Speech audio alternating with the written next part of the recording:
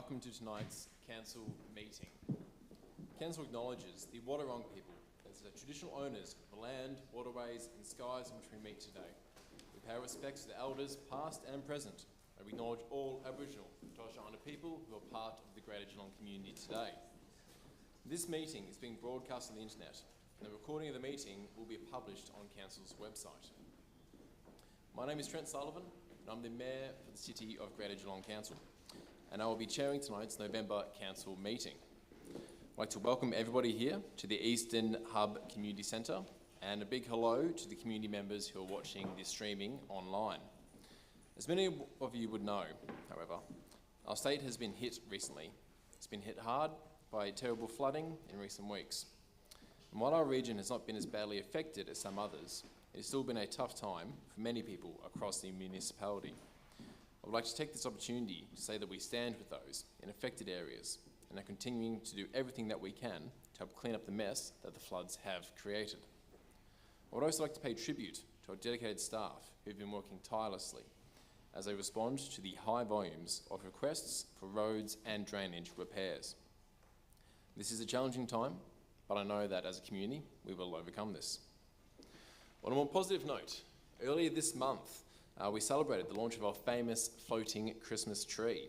It was a wonderful time to welcome so many people back to our beautiful waterfront for this event. For the first time, we've been able to hold it since 2018, can you believe? This signifies that it is the start of the Christmas season and the program for 2022. And with so many incredible activities across the region, I do trust there will be something for everyone to find and celebrate. Now, tonight's meeting will be the second last scheduled council meeting for the year, with our final meeting for the year to be held back at City Hall on the 13th of December. For those who might not be able to attend that either in person or virtually, I wish you a very safe and Merry Christmas, and hopefully look forward to seeing you all again in 2023. Now, as something we do when we're on the road, so to speak, is pass over to the Brownbill Ward Councillors, Murrahy and Contell, who will take this opportunity to provide an overview of some of the great work that's been done or has been delivered or is underway in the very ward in which we're meeting today, that is Brownbill. So over to you, councillors.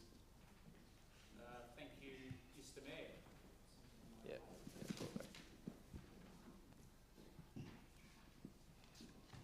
Good evening, everyone, and thank you for coming. I'm Councillor Murrahy. It's great to be here in East Geelong as one of your Brownbill Ward Councillors. Our other Ward Councillor colleague, Sarah Mansfield, is unable to join us tonight as she's on leave until the 12th of December. However, the two of us, myself and Councillor Contell, give you a snapshot of some of the great things happening across Brownbill. Thanks, Councillor Peter. Yes, we'll also go through some of the grant recipients, take you through a number of the projects that we've been working on. Some of them Councillor Contell, some microphone please. Some of them being of a capital nature.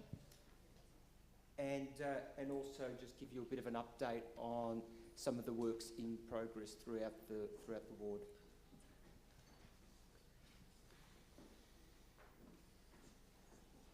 So throughout the year we have the privilege of seeing many facilities either open or receive upgrades. Thanks to the allocation of funding through our community grants program, some of these include the King Lloyd Reserve Pavilion, Lazarus Community Centre and the Eastern Park Lawns Bowls Club. Across the municipality, Council awarded 34 community infrastructure grants, 5 Geelong Heritage grants and 1 First Nations Cultural Heritage grant for 21-22, totalling $3.1 million. And there's more on the horizon. We're looking forward to making more announcements about the next round across a range of different grants very soon. Apologies, councillors, just interact. Just make sure everyone's using their microphones nice and close for not only this presentation but the meeting going forwards, just so everyone can hear. Thank you, Mr. Mayor. Great advice. In terms of our next project that we wanted to talk to was Myers Reserve, which for those of you that are not familiar with this area, it's just on the outskirts of Bellpost Hill. It's situated next to Covenant College. Close to my heart because I was actually born and raised in Bellpost Hill. Has a number of sporting organisations that are associated with the reserve, And what we've been doing of most recent times is developing a master plan for the reserve, which will then provide a roadmap to the various improvements and upgrades that will occur in future years, including the relocation of the netball courts on the reserve, upgrades to the bowls green and the existing pavilion. So it's a fantastic facility. It has obviously bowls, football, cricket, soccer, and also extensive open parklands in that reserve. This is a great photo. We also released the draft Hamlin Park Recreation Reserve Master Plan last month for the community's input. Several priorities are identified in the draft master plan, including development of the compliant fit-for-purpose change rooms to support netball, and upgrade of other existing sporting facilities, including, as you see here, the Geelong Ballroom Dance Club building, which is the best kept secret in Geelong. Feedback is being taken via the Your Say website until the 9th of December, and I can assure you that Councillor Contel and myself danced up a storm this night. Yes, you certainly were twinkle toes that night, Councillor Murray.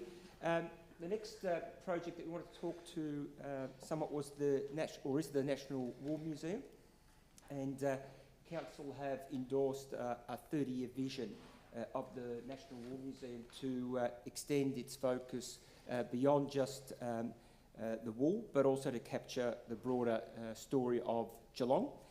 And the National War Museum, as some would probably be aware here, that it actually opened in 1988 with a focus on cultural life of Australians, and as it's told through the story of wool and fibre and textiles. However, the research and engagement studies have shown that the museum's focus on wool limits its ability to be able to connect with the broader community and broader audiences. And so whilst the story of the wool and the collections will remain very core to the components of the museum, we also want to evolve and expand on its scope. So as such, the vision aims to reflect the region's 60,000-year living culture and history from the First Nations people to today's emerging and advanced industries. So a business case will be developed to fully explore the opportunities for the re-emergence and expanded museum. As part of this, we'll also want to hear from the community, what input you may have, what direction you may want to give us in terms of that, and so there will be an opportunity for community to engage in that as well. A concept design plan for a multi-purpose community hub to serve the Whittington community will be developed based on community and stakeholder feedback. Whittington Link is currently home to a range of community services operating from a number of ageing standalone community facilities. We have an opportunity to work together to reimagine a facility for the Whittington community.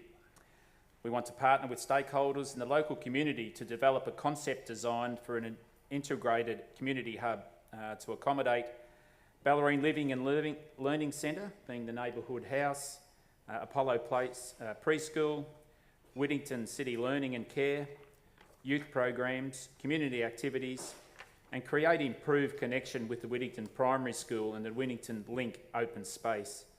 So officers are reviewing feedback from the community gathered via a survey last month. There will be more opportunity to provide input via design workshops and concept reviews before a report is brought back to Council in the second quarter of 2023. Thanks, Councillor Peter. In terms of Osborne House, I'm sure that everyone would know of this historic icon here in Geelong, set on arguably the most magnificent land and vista in Geelong in St Helens. It's a project that's something that I'm quite passionate about, as are a number of other councillors, and in fact we actually have a portfolio for Osborne House, which I chair and co-chaired by Councillor Anthony Aitken. It's great to see that this council has adopted a report to ensure that Osborne House remains in public ownership, and most of you would probably know that it's certainly been on the fringe there for a period of time where it could have easily have been sold, but we did take a stand to make sure that it remains in community hands. We have some $10 million that we're investing over the next 4 years into the redevelopment of Osborne House, but what's really exciting is that we've just moved to the final design stage of the project with a group called Gurner and Montgomery Property, who are our preferred partner in terms of redeveloping Osborne House. Most would know that Osborne House has a really rich history here in Geelong, being a naval base, being a location for nurses during military service, being Caraya Shire for quite a period of time where Councillor Aitken would have served his time. And more recently, it's been in the hands of the community for a number of different stakeholders that use it. Looking forward, we're looking to the site being for a variety of community activities, but also making sure that whatever we have in Osborne House gives it the opportunity for sustainability forever into the future. So please watch this space. It really is exciting what's occurring at Osborne House. Another historic site we're seeking government support to maintain and upgrade is Eastern Beach. Eastern Beach Reserve features the renowned Bay Walk bollards, a playground and a sea bath surrounded by an Art Deco style boardwalk built in the 1930s. There are a lot of necessary investments to make sure our prized waterfront retains its premier status as a tourist and recreation destination, and it's the most visited spot in Geelong and the most photographed spot in Geelong. So Council is committing up to $8 million over the next 4 years for renewal work. This includes upgrades of the sea bath promenade, staircases and retaining walls, while work on public lighting, amenities, sand renourishment and dredging is also required. I guess with that said, on behalf of Councillor Peter and I and our colleagues here, we really do thank you for making your way out to East Geelong to participate in tonight's meeting, and hopefully you enjoy some of the content, and also if you're here to ask questions, I'm hoping that you get to get responses that are valuable to you. Thank you.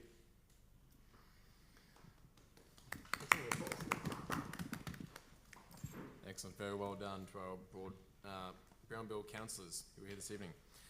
All right, moving on. Processes for the evening. Councillors, I will be asking for strict adherence on speaking times tonight and the limits. And into apologies and leaves of absence, I ask that Councillor Mansfield and Harwood be noted as apologies for tonight's meeting. Councillor Mansfield and Harwood have previously been granted leaves of absence. Are there any other apologies to be noted this evening? There are none. Councillor Grisbeck is seeking a leave of absence to be granted from the 1st of December 2022 to the 16th of January 2023 inclusive. Do I have a mover? Councillor Nelson. Seconder? Councillor Asher. All those in favour? All those against? All noted. Thank you, Councillor Aiken. If there are any other leaves of absence to be noted or granted this evening? Thank you, councillors. All right, are there any declarations of conflicts of interest in relation to tonight's agenda? Councillor Grisbeck. Thank you, Mr Mayor. 2.3, which is the Building Better Bike Connections, the project is funded by the Transport Accident Commission, of which I am an employee. Thank you for noting. Councillor Aiken.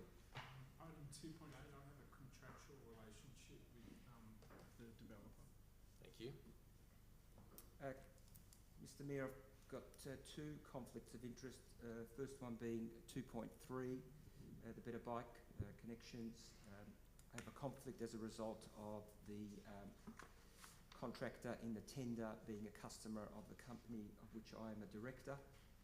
And 2.8, Balmoral Quay. I have a close relative and family member that owns a property in Balmoral Court and also resides in that street. Thank you, councillors, for the declarations. I'm going to ask you to leave the room upon reaching those items. If any other conflicts do arise throughout the meeting, please make them known for all councillors. Alright, confirmation of minutes. Companies have a mover and a seconder to confirm the minutes of the council meeting held on the 25th of October 2022. A mover, Councillor Asher, seconded Councillor Grisbeck. All those in favour? Thank you. All those against? Carried. And companies have a mover and a seconder to confirm the minutes of the council meeting held on the 8th of November 2022. Happy to move that one, Mr. Mayor. Thank you, Deputy Mayor Aiken, much appreciated. Seconded by Councillor Mason. Thank you. All those in favour? Thank you. All those against? Carried. Alright, we are now moving into one of the main important parts of our council meeting, and that is public question and submission time. It is specifically available for questions and submissions rather than a forum for discussion. Now, in accordance with our policy, we set aside 45 minutes for question time, providing for each person to address the council for 3 minutes per question or submission, with a maximum of 2 questions per person. Questions and submissions provided in writing prior to the meeting will be considered first. Tonight, we have received no pre-submitted questions, however. So in this case, the gallery will be given an opportunity to ask a question or make a submission. However, if it is in relation to an agenda item this evening, councillors won't be able to provide you with a direct answer, but you will be able to hear Councillor Laws consider the item shortly. I'll now ask for a general raising of hands of who may wish to ask a question or have a submission here this evening. This one? No worries, ma'am. 45 In that case, ma'am, would you like to make your way forwards, please, to the stand? How are you this evening? I'm fine, thank you. Thank Excellent. you, Mr. Mayor and councillors. Thanks for the opportunity No to worries, speak. ma'am. I'll just ask you to state your name. My first. name is Helen Lyth. I live in Rippleside Park at Balmoral Crescent. Thank you, Helen. The floor is yours. This question pertains to item 2.8, the amendment variation for Balmoral Quay, Rippleside. Today you're being asked to approve the public exhibition of major amendments to the planning scheme for the 2.7 hectare Rippleside shipyard site. This pertains to stage 5 of the development, which abuts Balmoral Crescent and Rippleside Park. I note that when I moved into this area, I, along with many of the other existing residents, found that Balmoral shipyard, the Rippleside shipyard, was a working shipyard. We knew this. It was publicly owned land. It was later privatised and sold to a developer. The proposed amendment, as reproduced in your agenda, contains, even on a cursory look, at least one factual error. It also contains numerous attempts to mislead readers by both inaccurately presenting information and by omission. For example, the proposal asking for approval to build 84 apartments in stage 5 omits to state how many units have already been built of the currently allowed 94 residences. Viewing the current status of stages 1 to 4, which are either have been completed or are in close to completion, I guess you'd say, it appears there are already well over 70 residences on the shipyard site. The proposal asks for 7 stories in height with a total height of 28.2 metres. This is more than twice the height of the existing scheme. Currently, buildings in the suburbs of Rippleside and St Helens contain single and double-storey houses and home units. Much of Rippleside has a heritage overlay. More cogently, on my quick perusal, the developer's proposal renames the park entry laneway as Liverpool Street. This access laneway is an unnamed, currently narrow slip road, although I see on an earlier map of Geelong it was listed as Park Lane. It was originally built to service the shipyards and the small northern car park for Rippleside Park. There is no acknowledgement in the development that this is a narrow access lane with no room for parking or pedestrian access. There is no pedestrian walkway, although one can walk along the grass if it's not too wet. This change is given on numerous diagrams and statements within the proposal, And it's clearly not just a mistake, but a deliberate attempt to mislead. Now, one of my questions pertains to the turn out of the laneway into Liverpool Street. The current development of the shipyard is already impacting the local area with traffic congestion, pedestrian safety issues and parking issues. This will increase when stage 3 and 4 residents move in. They are nearing completion. I'm concerned that the current scheme is not being fully followed, so one of my questions pertains to this, and that the proposed amendment further increases the density and destruction of the amenity of the quiet suburbs adjoining and Rippleside Park. My questions are: the original development approval has a stipulation that traffic is not allowed to make right-hand turns from the Balmoral Quay Rippleside Park North Access Road into Liverpool Street. And when is this going to be enforced? It is effectively a 360-degree turn required from a slip lane into Liverpool Street in order to go towards the water, I guess, if you can visualise the site. Currently, Helen, vehicles. Sorry, we'll take them one at a time. That's your first question? Currently, vehicles can go. Helen, apologies. Well, sorry, that's your first question. That's my first question. I'm just giving a little bit more. We'll just get answers as they go, I believe, if that's Vehicles okay. frequently cross Sorry, onto Helen, the wrong. We'll just get questions to your answers as we go. Right. I don't know that there is an answer to that one, but that's. Well, we'll have an attempt from our All shadow right, planning. thank you. Thank you, Helen, for attending tonight, and certainly thank you for your emails today as well. It's much appreciated. But your assumption was correct with regarding, I think you're asking about, is it enforcement? So what I'm understanding about the right turn issue, the infrastructural signage exists, but you're more concerned about when will there be policing of that? Just to clarify the question. There is no current signage, so people don't know they're not allowed to turn right. Oh, okay, so the question is about when would the infrastructure be put in place to actually make it clear about. Definitely. So I'll take that on notice, and we'll certainly follow that up with engineering services. Thank you. I appreciate that. So thank you for that.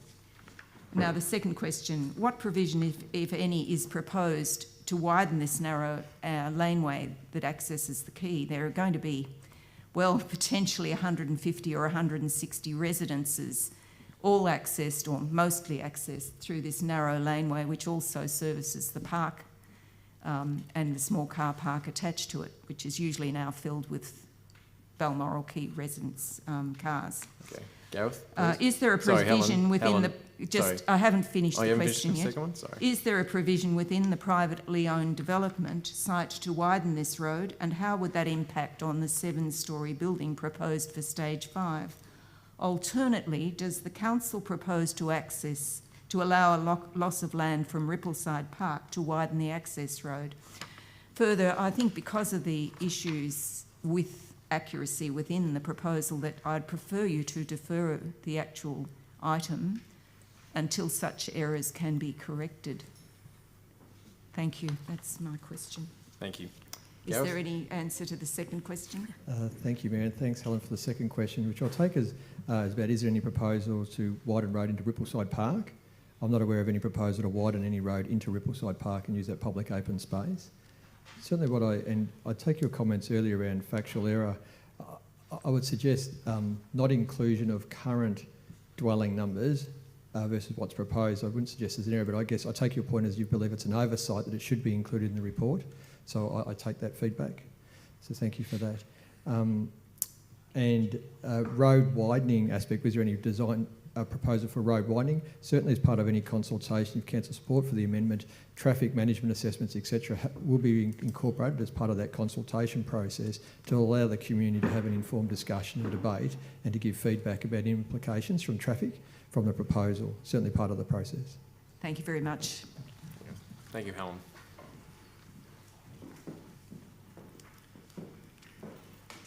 Is there anybody else here this evening that would like to ask a question or make a submission to council? If not, that will conclude question time for this evening. Thank you to Helen, who asked the questions this evening, and to councillors and officers for being here. Moving into petitions and joint letters, I believe we have received one petition this evening, which was presented at the Submission Review Panel hearing in relation to the proposed Ocean Grove District Ride Centre. Is that yours, Councillor Mason? Yep. Thank you, Mr Mayor. And the petitioner is Irina Davis. And as has just been said, it's regarding the proposed Ocean Grove District Ride Centre. The petition contains an estimated 141 signatures and requests that Kingston Park, Ocean Grove remains a place for passive recreation in a mainly natural, undeveloped environment. A district ride centre presents a major conflict with the park's historic and current use and is not supported by current park users. We request that the City of Greater Geelong support the current design, appearance and uses of Kingston Park and seeks alternate locations to a district ride centre. Thank you. Yep. Thank you, Councillor Nelson. Oh, sorry, Mason. We consider that petition tabled. All right. With that, there's no other petitions to be tabled this evening, councillors. If not, I'll move into section 2 for the evening, which are the reports on the agenda. Now, item 1, I have draft Central Geelong parking strategy. Moved by, do I have a mover? Councillor Contel, thank you. And seconder, Councillor Murray, thank you. Councillor Contel. Mr Mayor, might I just interject, apologies to the councillors, but I do have a late amendment for this paper. If I can just advise them what it is as we debate it, or how will we do that? It's one word change in the resolution from 6 weeks to 8 weeks. Okay. Apologies, Mr Mayor, I didn't flag that with you earlier. All right. Do you have a seconder to your amendment? Councillor Aiken. Like the look of death. Thank you, Councillor. Councillor Grisbeck, you're now allowed to discuss it before we put it to vote to make that the substantive motion. So. Okay, thank you. Mr Mayor, I won't talk about the actual strategy itself in the nitty-gritty. I'll leave that to the people that had planned to move. But I just think 6 weeks over a Christmas and New Year period is probably too short. I'd just like to extend it out for 2 weeks more to allow you have a lot of office workers and also general community that don't necessarily check their emails nor have any in their mind to do council business during that time. So I'd be keen to just give it a little bit more time if we can, because I think it's one of the most important strategies that we'll do. Thank you, Councillor Grisbeck. Councillor Aiken, Deputy Mayor Aiken. Thank you, Mr Mayor. Look, I support what Councillor Grisbeck's put forward tonight. It is sensible. This is a significant strategy and plan that's been presented, and we actually are asking for community feedback on it and also stakeholder feedback. The additional 2 weeks will take us to the end of January, and in fact that's probably when most people would actually submit a response when you look at the timeframes that have been presented. So I probably would encourage the mover and seconder of the substantive motion to actually accept the amendment. Thank you, Deputy Mayor Aiken. Do any other councillors wish to speak on this? If not, I'll put that to the vote. All those in favour of making this a substantive motion? Thank you. Carried. All those against? Item is carried. Councillor Contel, you still wish to move this motion? Councillor Murray to second? Yep. Thank you. Councillor Contel. Thanks, Mr Mayor, and thank you to Councillor Grisbeck and Aitken. Excellent suggestion. In terms of the report, what we're moving tonight is the draft Central Geelong parking strategy. As has Councillor Grisbeck already mentioned, this is an important item of discussion, and we really want our community to engage in this. The strategy is set to provide direction, and again, I'll use the word a roadmap as to how we will manage, accommodate and facilitate parking in the Geelong CBD area and the outer areas of the CBD. There's been a strategy in place previously. The last strategy that was prepared was in 2005. Things have certainly moved since then. There's a lot of complexities in the CBD that need to be considered. We know that we still have significant heavy traffic throughout the CBD. We also now have the inclusion of the bike lanes, and so as such there has been a need to update the plan and the strategy, notwithstanding that we also have increased residents coming into the CBD, and that is something that we of course are encouraging. So in terms of the strategy, there is some good work that's been done, but there is still a lot more work that needs to be done, and we really need the community's feedback and engagement in this process so that we get the right model. I applaud the officers for by and large the work that's been done. I won't go through all of the aspects of the strategy, but there's a lot of emphasis on making parking available where it's needed, when it's needed, making it more affordable in some of the places where it's not as high demand, trying to get some equality in terms of parking pricing and also availability. Of course, we need effective and efficient parking for our CBD to thrive. That said, I'm not entirely supportive of all of the recommendations or the suggestions in the strategy, and I'll be certainly looking to work with officers on some of those as we move forward. Smart technology is important, there is no doubt about that, but we need to understand that we still have a generation of people and likely beyond that either do not have the capabilities or do not have the capacity to use modern day technology, and so we should always make sure that there is parking available for the layperson that drives into the CBD at any given time to be able to find a parking spot. Another item that does not articulate all that well in my belief is the enhancement of the amenity of central Geelong, and the excessive provision of on-street parking can negatively impact on the look of the city. I do not agree with that. You know, we've introduced a lot of things into the CBD, including the bike lanes, which, you know, may or may not take away from the amenity of the CBD. So I'm not totally supportive of the way that has been articulated.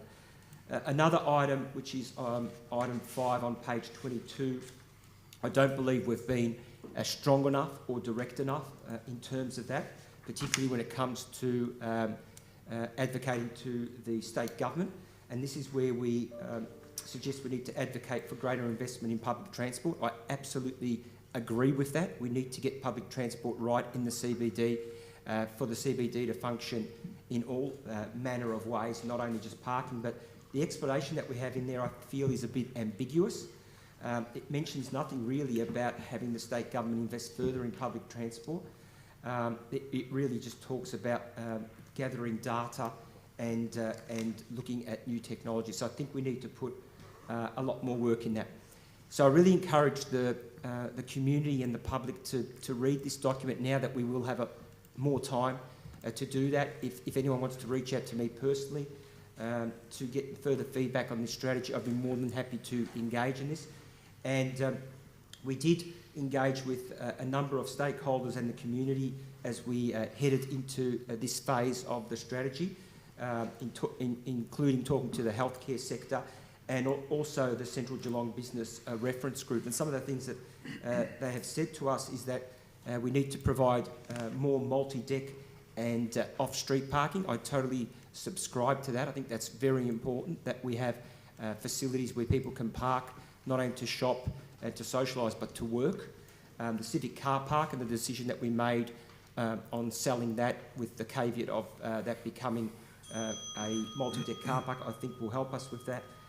And also continuation of aspects of free parking in the CBD was also strongly put forward to us in the feedback. So once again, I ask you to engage, and I'll let other councillors talk to the report. Thank you, Councillor Contell. Councillor Murray. Yeah, thank you to Councillor Contell for moving this.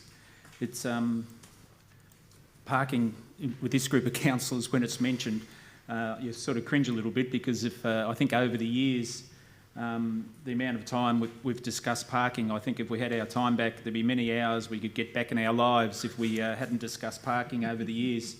But it's been mentioned, like this commenced back in 2017, the commencement of this strategy. So here we are in late 2022, and we're going to send it out for public consultation. And so it is very important, because when we've had those discussions, we're talking about other things that are perhaps happening in the CBD, and the question will always come back to, well, where's the parking strategy? So this is a very important document for the CBD and beyond. So, you know, I think it's the opportunity now is, this is where we have got to. and we put it out there for public comment.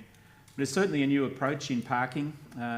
It's an agile and adaptable strategy, and really the goal is to help make parking available where and when it is needed.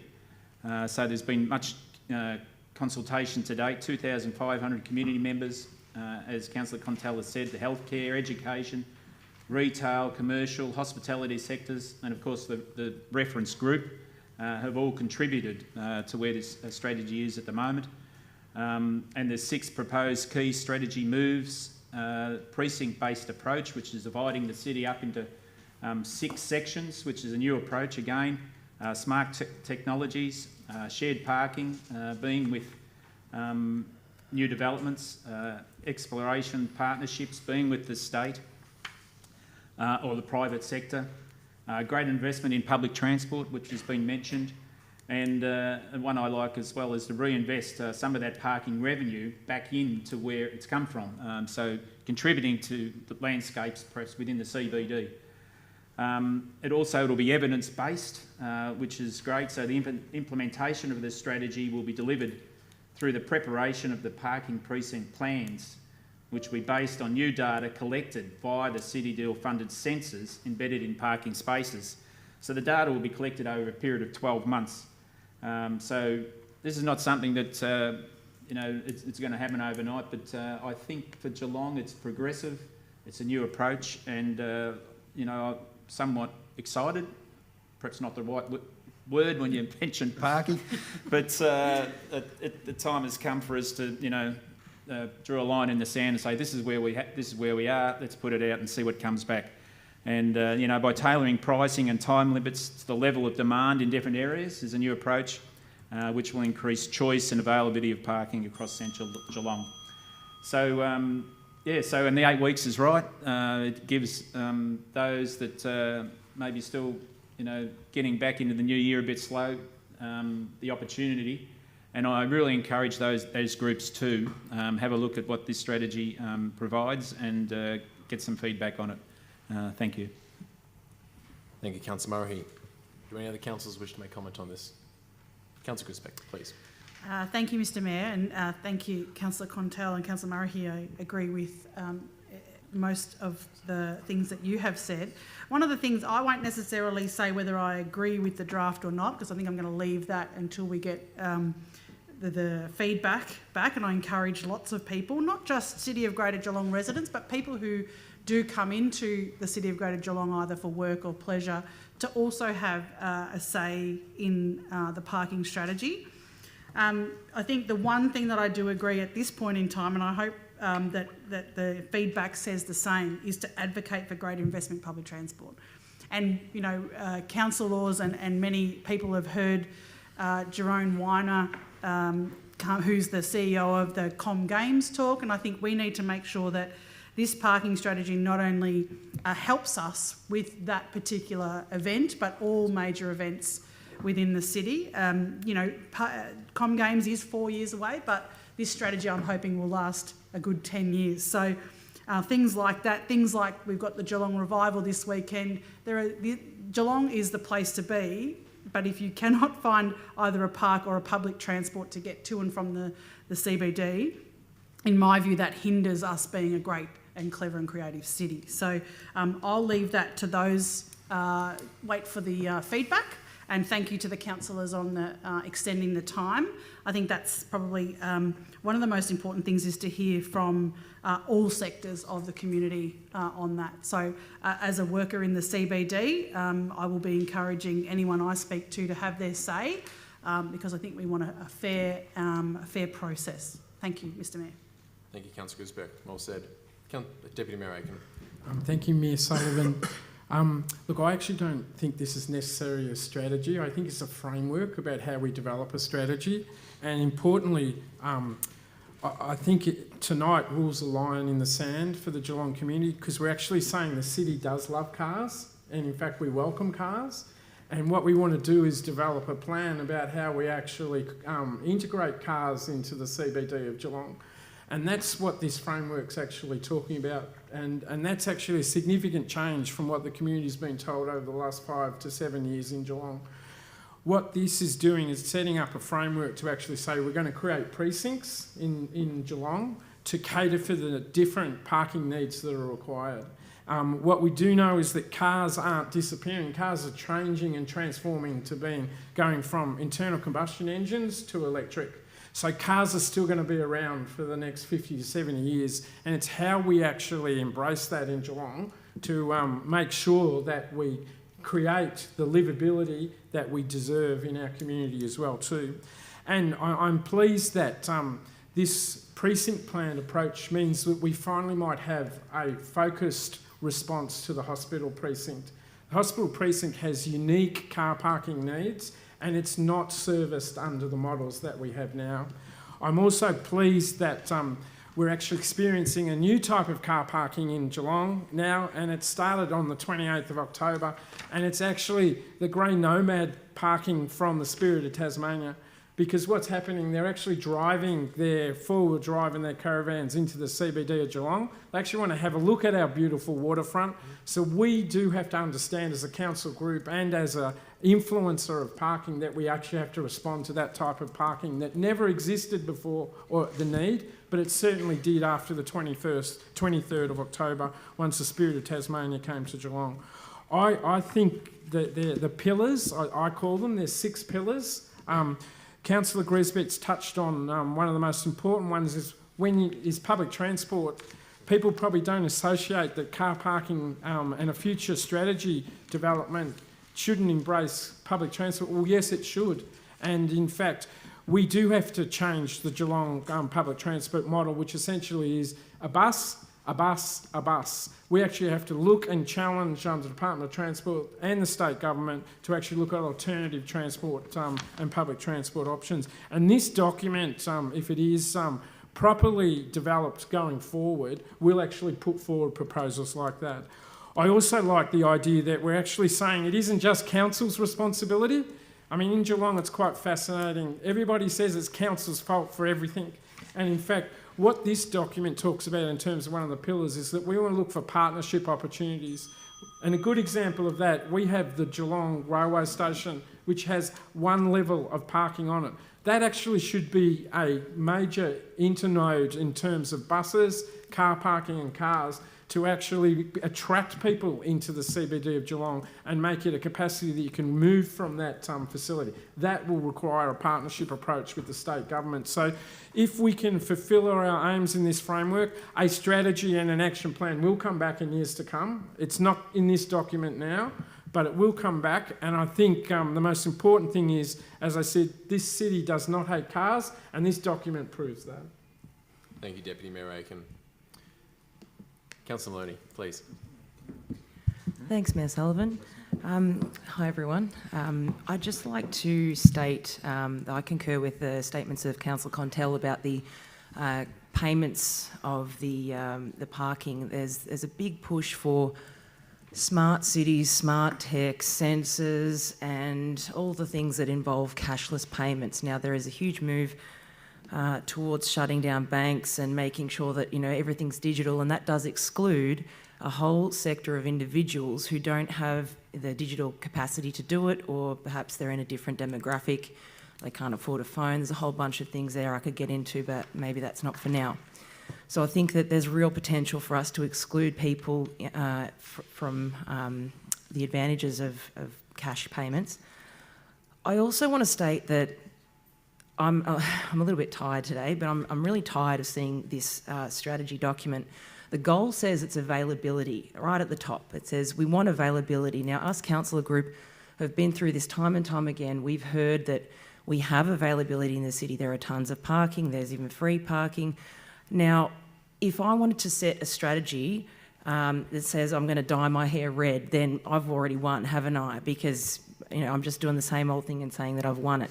Or I've achieved it. But that's what this strategy seems to be to me. It's just saying, yes, we want availability, but if we've already got that, then what's the point of having a strategy like this? I feel like this needs to be reworked, and I also feel like there is a real overlay of assumption and inaccurate data that is dated, as pre-COVID, and perhaps we need to take another snapshot of what that data looks like, and also how individuals want to use parking. So I guess now that this is going to be out for consultation for 8 weeks, thanks Kylie for that, I really would love to see and hear from constituents about what this is going to do for you, and whether you like it or you don't like it, and perhaps when we go back to the drawing board about this strategy, that we'll get a fresh set of eyes and a fresh opinion from individuals who are actually using the parking in Geelong. Thanks. Thank you very much, Councillor Maloney. Any other councillors speaking on this matter? Councillor Nelson. Thank you, Mr. Mayor. Most people, well, a lot of people don't know that us as a councillor group, most of us have full-time jobs, because council is a part-time job. And in my full-time job, I work in the city like Councillor Grisbeck. And the number one thing that people say to me is, where are the car parks? Where are the car parks? Every single day. People say it's council's fault that we haven't provided enough car parks. Well, this strategy tells people, or asks people, to have their say. So I'm saying to everyone, not just in Geelong, but Melbourne, because a third of the people where I work come from Melbourne and they drive in or they catch the train in every day. So please have your say, because this will guide us for the next 10 or so years. So thank you, Mr. Mayor. Thank you, Councillor Nelson. There's no further comments to be made. I'll throw back to Councillor Contell to close. Thanks, Mr. Mayor. Yes, all good feedback. You know, it was mentioned that we've been talking about this for a long time, and that we spend a lot of time talking about parking, and that is true, but the reason for that is that we still don't have it right. And I really encourage our councillors, the community, Councillor Maloney, that we really put our thoughts forward as this comes back to us. The good thing about this going on the Have Your Say platform is that it's not a survey, and you'll be able to put free text into this as well, which I think is extremely important. So please give us your thoughts, as raw as they may be. If you think that we need more off-street parking, multi-deck parking, please tell us that. If you want free parking to continue on weekends during the week, please tell us that. This is part of a bigger plan, as was already mentioned. It's part of the public transport initiatives that the state government need to invest in, we need to improve on, and also is part of what used to be framed the Transport Network Operating Plan. It needs to inform that as well. In fact, I'm astounded that there's been no vision shown by the current state government candidates. Not one of them has talked about how we divert traffic away from the CBD, how we divert heavy traffic away from the CBD to reduce congestion. No one's talked about possible alternative routes around the CBD, such as a bridge over Corio Bay. So not a lot of vision in the current state election, unfortunately. So specifically, the message is, please provide your feedback. This will be out for 8 weeks. In fact, we won't start advertising it until the end of January, so we will have some good time after the Christmas period to actually be able to participate in the feedback and consultation. Two bells, Councillor Contell. Well spoken. All right, with that, I'll put that to the vote. All those in favour? Thank you. All those against? The item is carried. Item number 2, Precinct Structure Planning Program. Do I have a mover? Mr. Mayor, Mr. Mayor, I'm going to ask for a deferral, and if I might just speak on that deferral. Briefly, please. Oh, sorry, do you have a seconder? Thank you. Thank you, Mr. Mayor. Look, while council officers opened early dialogue with the development community, there are still some concerns and questions that I'm being spoken to about on the proposed precinct structure planning program, and my hope is that at this point it should be rescheduled for the December meeting, which is only 3 weeks away. We want to make the right decision for Geelong, and I feel that's the best outcome at this point. Thank you. I'll then put that to the vote. All those in favour? Thank you. Of the deferral. All those against? Thank you, Mr. Mayor. Thank you. We have an item number 3, which I have some conflict of interests declared for.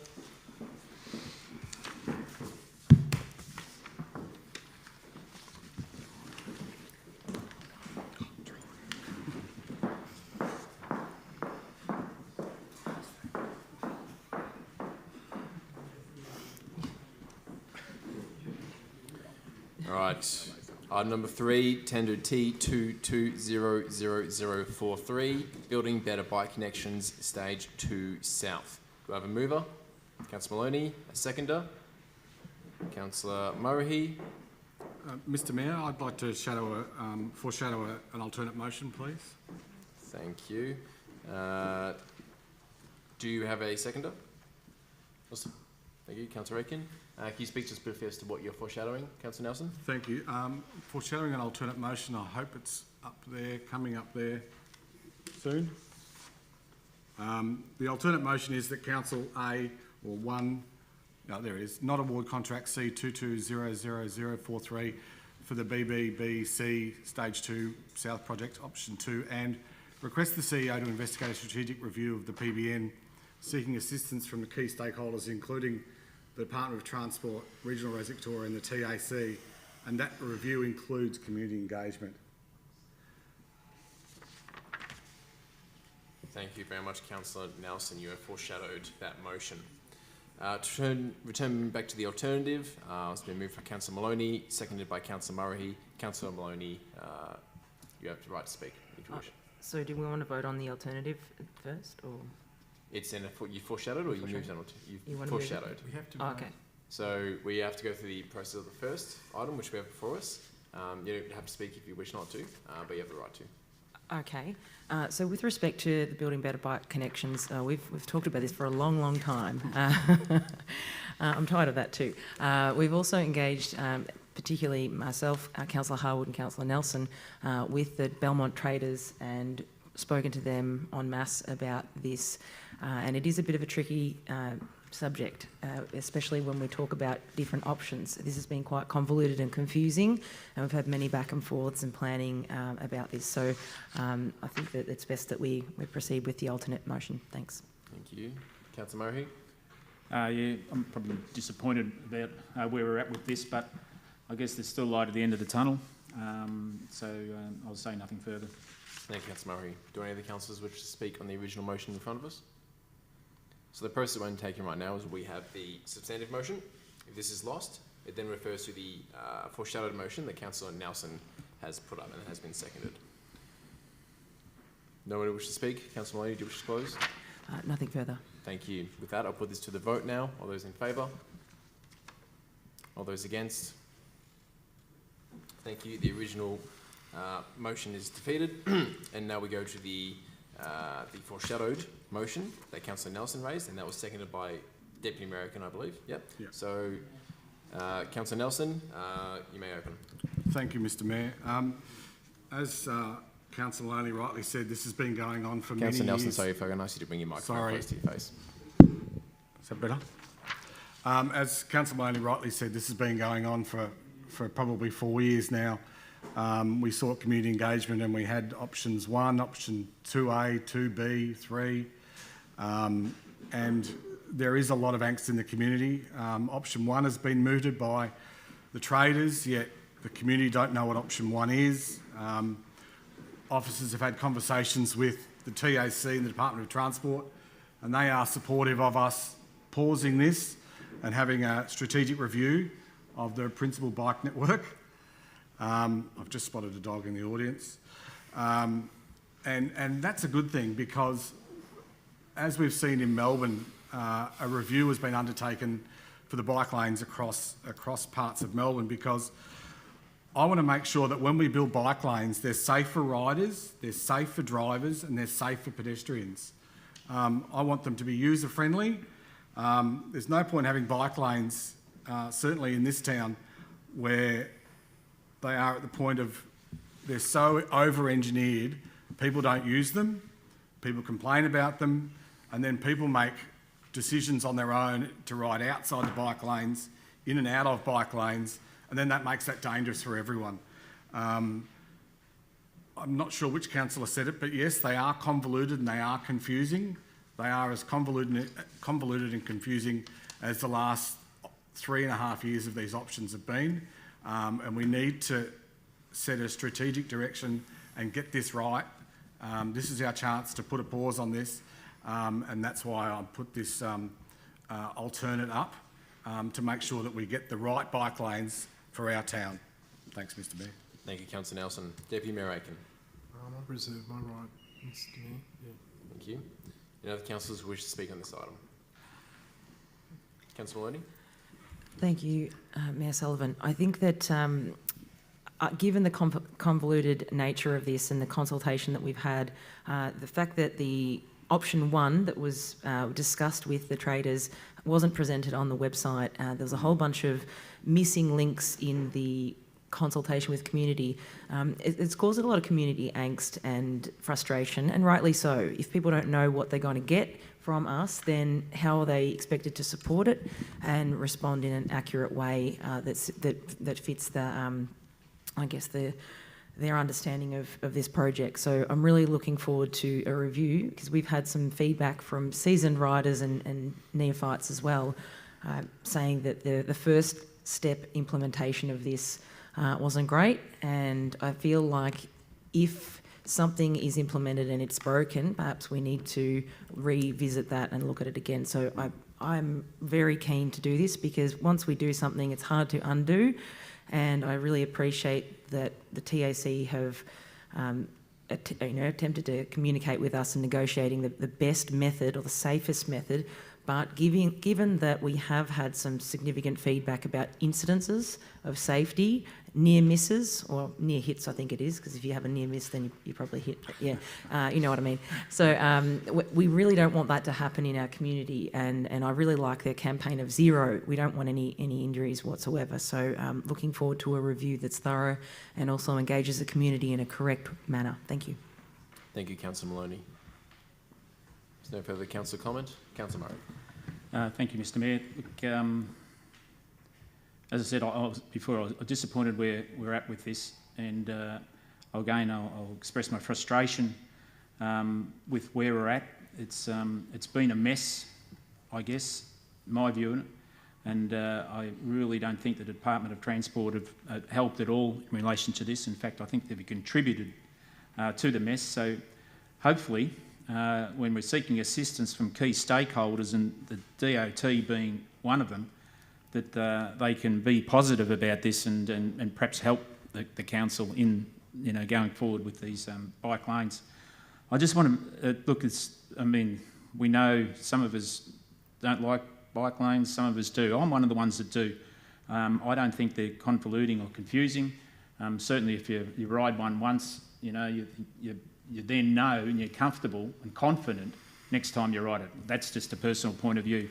So let's make no mistake, there are some people out there, and lots of them, that actually think the bike lanes are really good. So, but anyway, they can be really good going forward, hopefully, down the future, after we seek assistance from these key stakeholders and a review of the community engagement. So hopefully, fingers crossed, in a very short time, we can see something positive. Thank you, Councillor Murray. With that, I'll refer back to Councillor Deputy Mayor Aiken, who reserved his right. Thank you very much, Mayor Sullivan.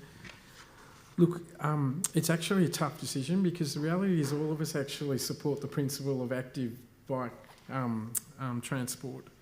What we don't support is actually expending community money and public money. It didn't matter whether it was from the TOC or whether it was from the state government or whether it funded directly by the council. What we don't support is actually developing infrastructure which actually creates division in our community.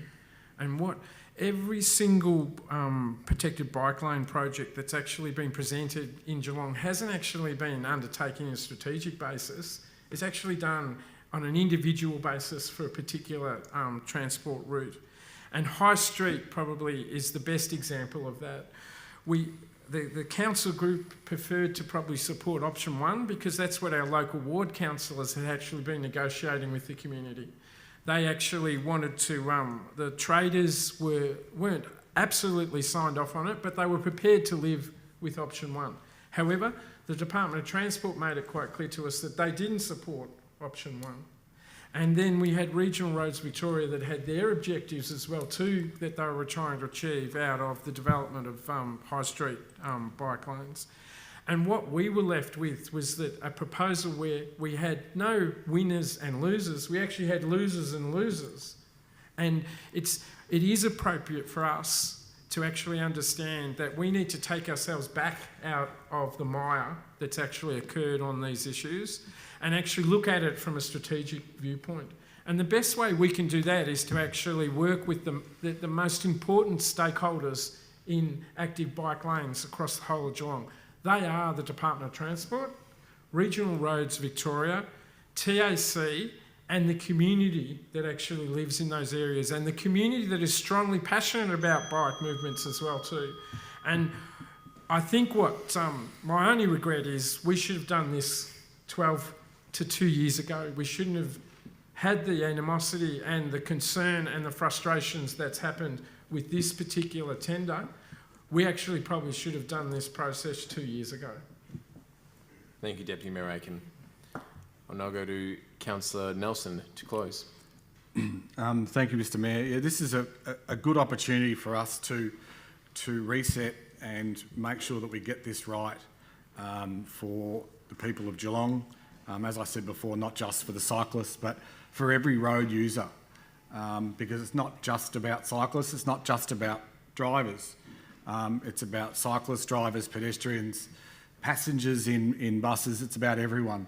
And we need to make sure that we build the right paths, right bike paths in the right places, and not just say we're getting money from another agency, we might as well spend it, because that may be to the detriment of everyone. So the TAC's on board and the Department of Transport's on board, and we'll get the community on board and we'll build the right bike paths in the right places for everyone.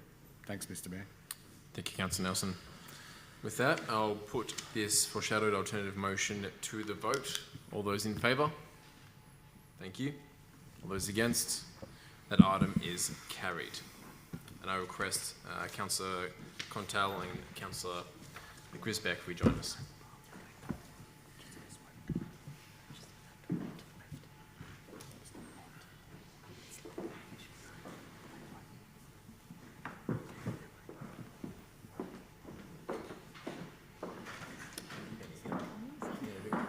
Councillor Nelson. Councillor Nelson.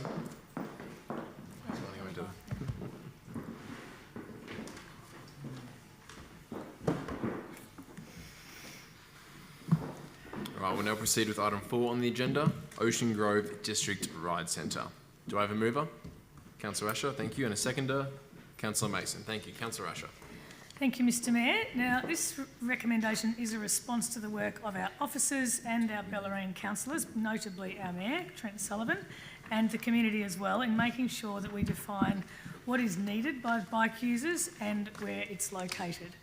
The report recommends that the Council notes the submissions regarding the proposed district ride centre at Kingston Park in Ocean Grove and establish a reference group of community members to help shape the detailed designs before making a final decision on the project.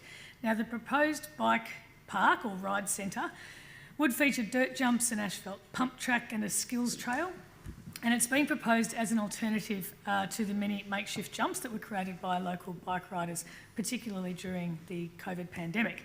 Now, the ride centre would cater for riders of all skill levels. The City conducted an assessment of 8 potential sites in Ocean Grove and identified Kingston Park as a preferred option, given its size, its topography, location and existing features such as car parking and public toilets. Now, the proposed location along with concept plans were made available for community feedback during July and August this year. And as you'd expect, there were passionate supporters in the majority and also some equally passionate objectors who had concerns, including loss of open space and off-leash dog areas, traffic and parking issues and potential overflow impacts to the rest of the reserve.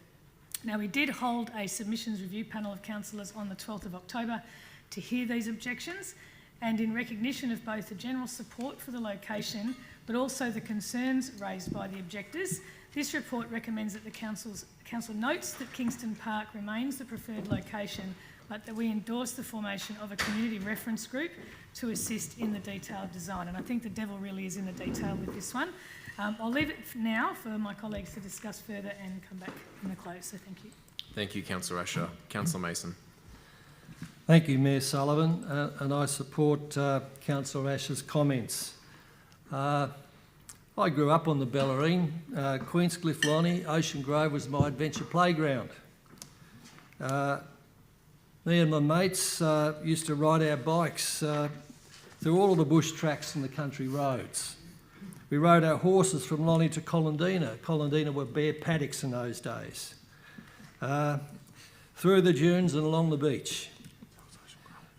Such adventures are no longer available, and more's a pity in many respects, but the reality is, in those days, though I'm a strong environmentalist now, I used to damage the environment very much when I did those little trips along the dunes.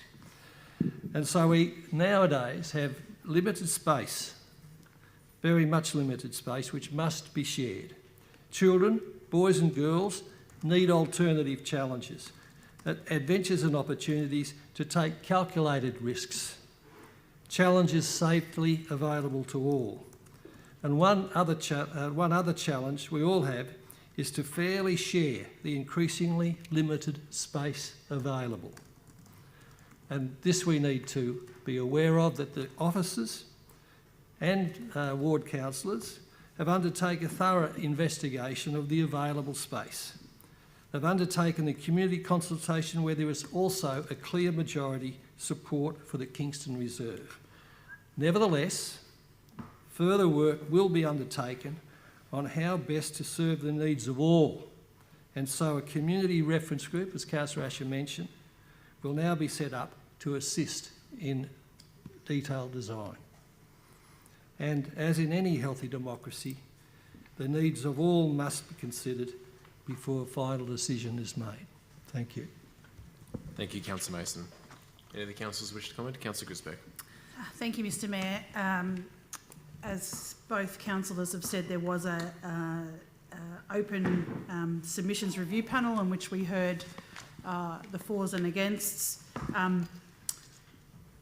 Whilst this notes the preferred location of the proposed ride centre, I'm probably going to vote against that particular recommendation, which means I probably need to vote against the whole item, only because I think we've got a little bit more work to do before we note the preferred location. So I think what we heard was strong feedback from both sides of that particular submissions review panel. As Councillor Asher had said, there is some really strong feedback, and we had got emails as up to as late as today for support and for against. So at this point in time, I won't be supporting the recommendation. Thank you. Thank you, Councillor Grisbeck. With that, Councillor Contell. Yes, just very briefly, I agree with Councillor Grisbeck. There has been correspondence from both sides for and against.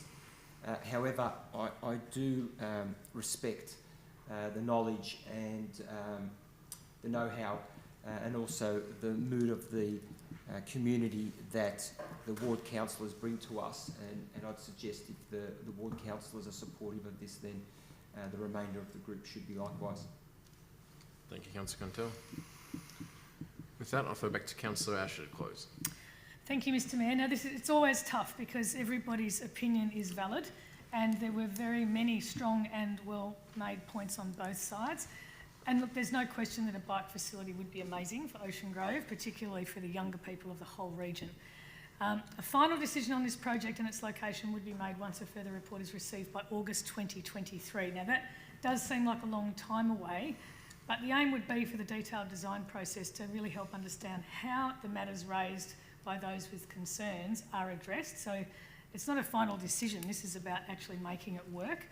And of particular note that I really felt was the reduction of safe and natural walking areas, and also of off-leash dog walking space, of which there is a dire shortage in Ocean Grove. And while it may seem a minor issue to some people to put a dog on a lead, it's a massive difference to the dog and its owner, and it leads to all manner of behavioural problems, not just with dogs being under-exercised, but with people being sort of self-righteous and aggressive about dogs on leads as well. So these are problems that we already have in Ocean Grove, and providing kids with bike parks shouldn't be at the cost of older people, notably women, in this area walking, and many of them exercising their dogs safely in a lovely free space. So that's the kind of issue that needs to be sorted before it's changed forever. And I think that's what Councillor Grisbeck's alluding to, because that was a very good point and a very strong point, and we can see how things do get changed and then don't get reversed. So we are passionate about making sure that it does get resolved. But make no mistake, this ride centre is a substantial facility in terms of quality and absolutely meeting the needs of all the many bike riders, and it will become a draw card in Ocean Grove. It's not just an alternative space for some makeshift jumps, it's a fantastic concept, and all we need to do is ensure that we're putting it in the right place. So for those interested in learning more about the project, there is further information, including the concept designs, available on yoursay.geelongaustralia.com.au/OGDRC. But for now, I move that we accept the recommendation and get it started. Thank you. Well timed, Councillor Asher. With that, I'll put that to the vote. All those in favour? Thank you. All those against? The motion is carried. Thank you all. With that, we'll move to item 5 on the agenda, Blue Waters Lake Master Plan. To be moved, Councillor Mason. To be seconded, Councillor Asher. Councillor Mason. And I'll just remind everybody again to speak into the microphones, please. Thank you, Mayor Sullivan. Blue Waters Lake is one of Ocean Grove's natural treasures.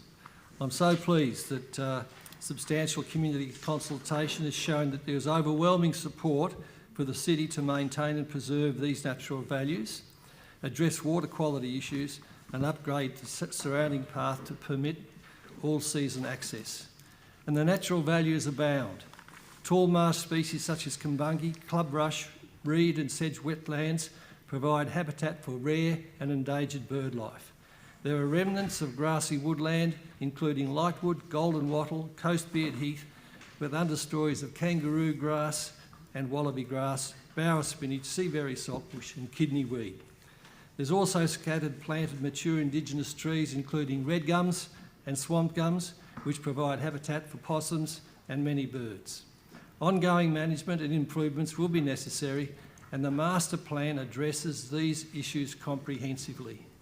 The kumbungi also acts as a filter from stormwater runoff from settled areas.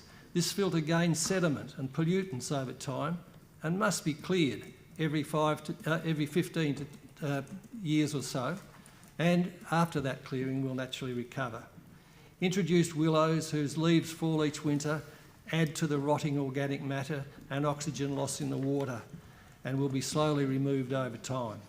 Invasive weeds keep invading, and ongoing management of these is also required.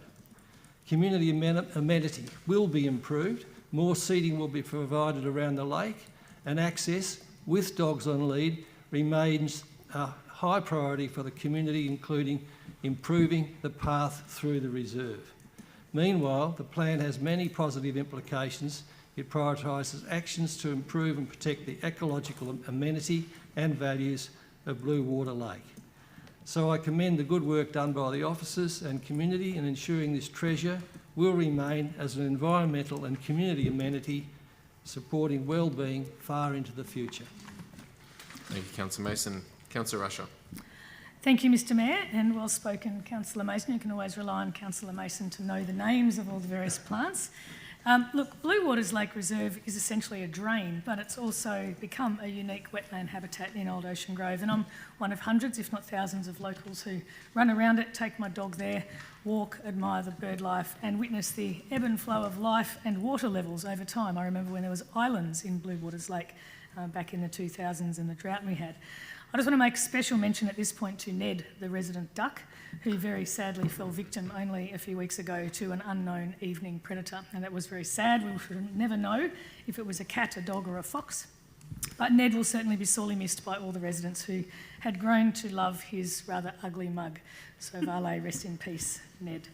I have to confess, I literally run out of the house mid-storm with my umbrella, follow the streams of water to see if the drains work as they should. And I'm painfully aware that many don't, and trust me, I have been known to send videos to our City Services Director over there with a please explain every now and then. I've stopped doing that for now. We must collectively admit that Greater Geelong's drainage system is being sorely tested right now, but noting the various areas that I always thought were natural waterways has been really interesting because they're now flexing their muscles as stormwater managers, and Blue Waters Lake in Ocean Grove is a great example. And as Chair of Council's Sustainability Performance Portfolio, I fully endorse this multi-year plan to enhance the natural values of Blue Waters Lake Reserve. Thank you. Thank you, Councillor Asher. Any other councillors wish to comment? If not, I'll throw back to Councillor Mason to close. I think it's been covered comprehensively. Thank you, Mr Mayor. Very much so, Councillor Mason. With that, I'll put to the vote. All those in favour? Thank you. All those against? The motion is carried. Item number 6, Indented Head Woodland Nature Reserve Master Plan. Do I have a mover? Councillor Mason, thank you. Seconded, Councillor Maloney. Thank you, Councillor Mason. Thank you, Mr Mayor, and once again I'm very pleased to be able to present this as Chair of the Environment Portfolio. And this report recommends that Council adopt this Reserve Master Plan, Indented Head Woodland Nature Reserve. I do, again, congratulate officers for their cross-departmental insight in seizing this opportunity in a land swap some years ago with a housing developer, well before it was finally declared a council reserve back in 2019. The draft Indented Head Woodland Nature Reserve Master Plan was then endorsed by Council in May 22 for a period of 30 days consultation. This consultation attracted overwhelming support, though there were some 14% that expressed some dissatisfaction, but that was a type of reverse dissatisfaction in that they wanted no more urban development and there should be even more nature reserves. So this has overwhelming community support. The development of the plan has been in collaboration with the Indented Head Community Association, Friends of Indented Head and the Wadawurrung Owners Aboriginal Corporation. And if adopted, the city will continue to work with the traditional owners in a joint naming process. This master plan supports our migratory birds treaties such as JAMBA. I've mentioned that a few times later. That's the Japan-Australia Migratory Birds Treaty, in that it provides protection and habitat for the Latham's snipe. This bird migrates annually from Japan and re-nourishes itself in wetlands such as the Indented Head Nature Reserve. Many ecosystems supporting migratory birds under threat. There are being fewer and fewer food stops on their route from the Northern Hemisphere. So when we grant and budget funds become available, this master plan is shelf ready for installing bird hides, improving woodland and grassland ecology, and many other things that I'll leave the other councillors to talk about. Thank you, and I do commend the work done in reaching this point. Thank you, Councillor Mason. Councillor Maloney. Thank you, Mayor Sullivan, and thank you, Councillor Mason, for your words with respect to this plan. I love to see that we are really putting our plans and money and effort where our mouths are with respect to re-nourishing our environment. And I think the last few years have had us really appreciating what it is to have accessibility to being outside and having space for recreation.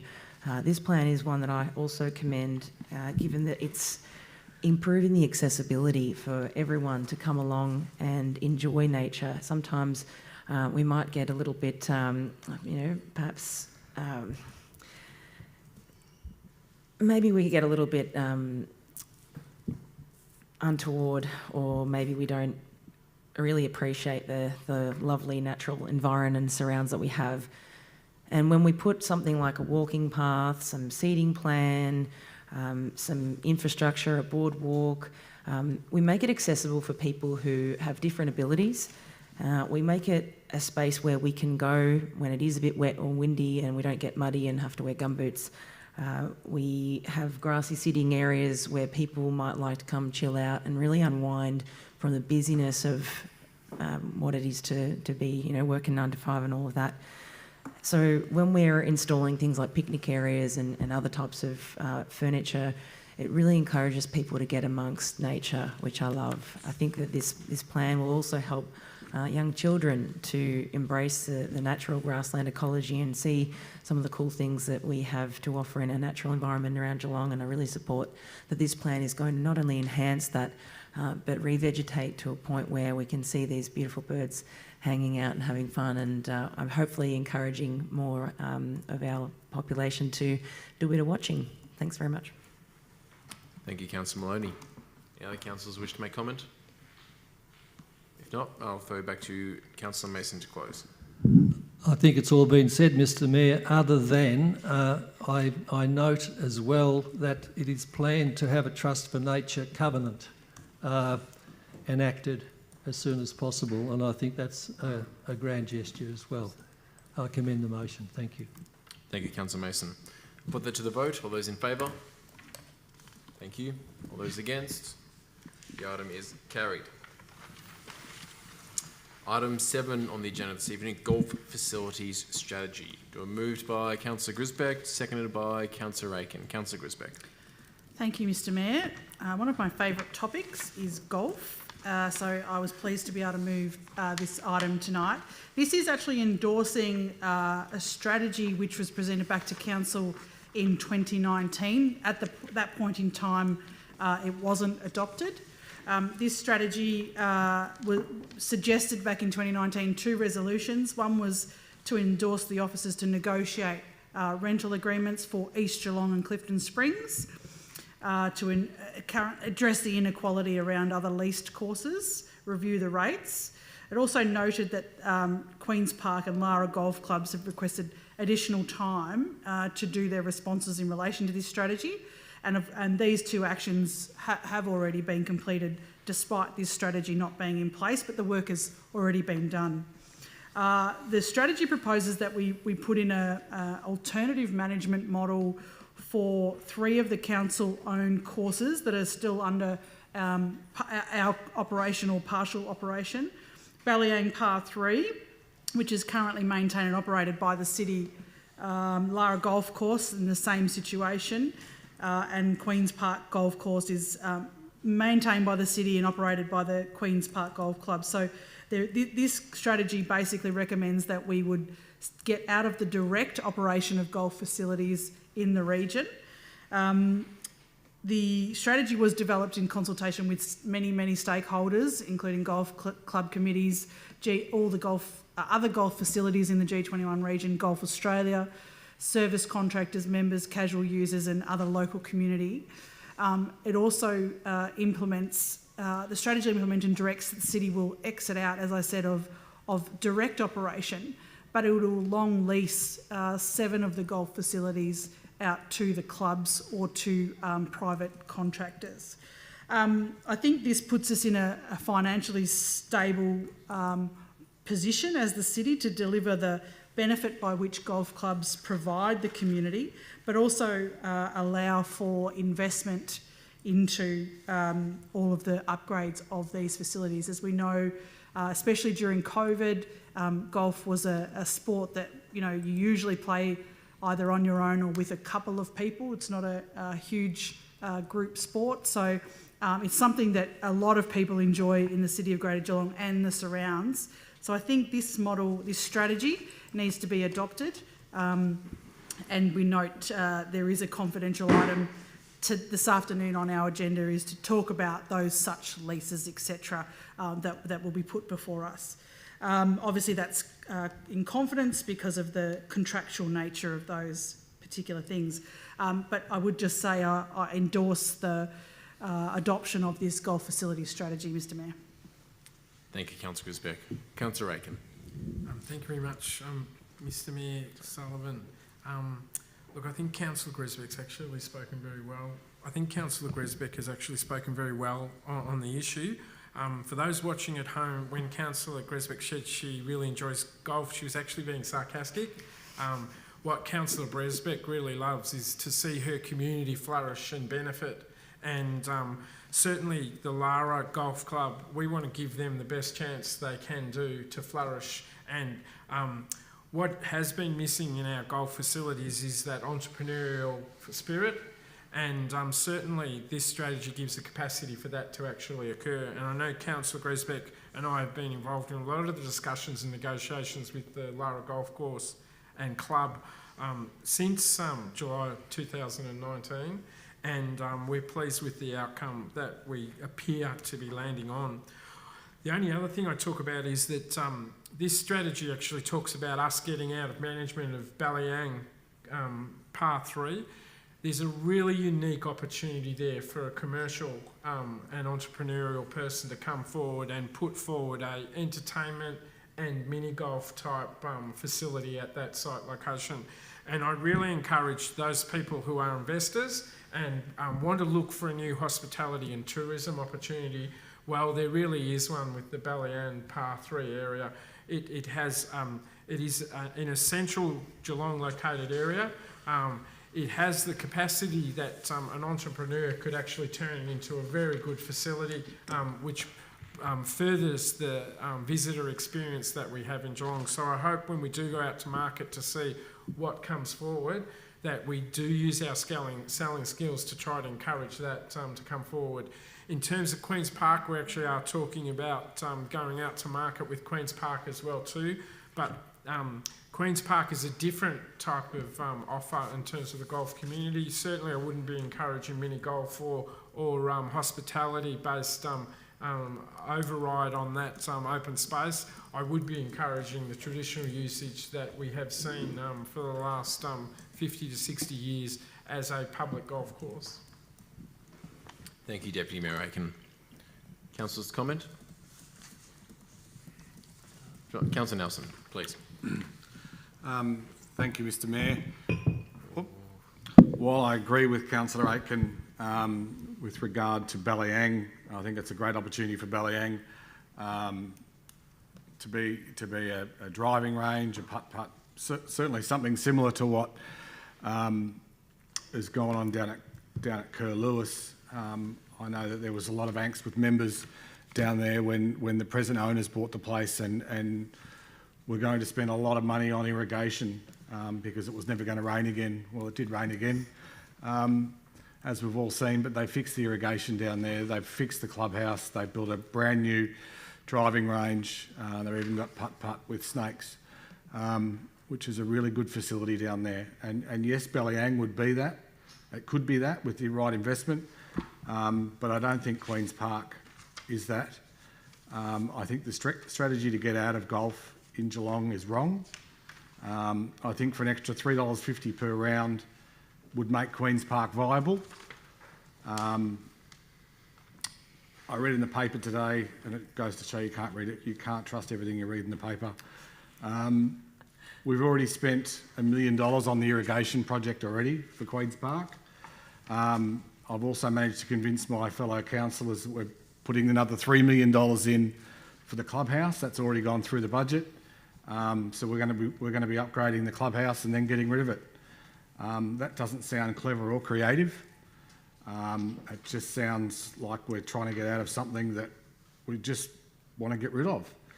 I think golf is great for individuals, families, couples. It's good for people to go out, and it's not just about physical health, it's about mental health and walking around the course and having a chat with your mates or having a chat with your partner. And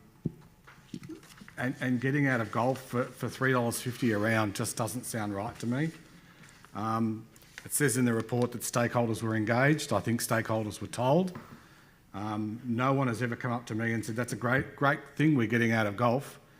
But a lot of people have come up to me and said, that's terrible that we're getting out of golf because it won't be affordable anymore. I think golf is evolving. We've seen that with, whether you like it or not, with Greg Norman. He's changing the way golf is. And I can't think of his name right off the top of my head. Cameron Smith? Was it Cameron Smith? Yep. Recently tried to break a world record for the most people training in golf. It almost got there. And then most of those people are under the age of 30. Whereas we're led to believe from officers that golf is only for grey nomads. And that's just not true. We have 127 services in council. I'll be really quick. And we're not getting out of those. We're not getting out of football. We're not getting out of cricket. We're not getting out of childcare, yet the state government fund childcare much better than we do. We lose a lot more than $3.50 for every child that goes through childcare. We're not getting rid of libraries, we're not getting rid of aged care. And I know I'm not going to get the support of this, but I just think it's crazy we're getting out of golf for $3.50. Thank you, Councillor Nelson.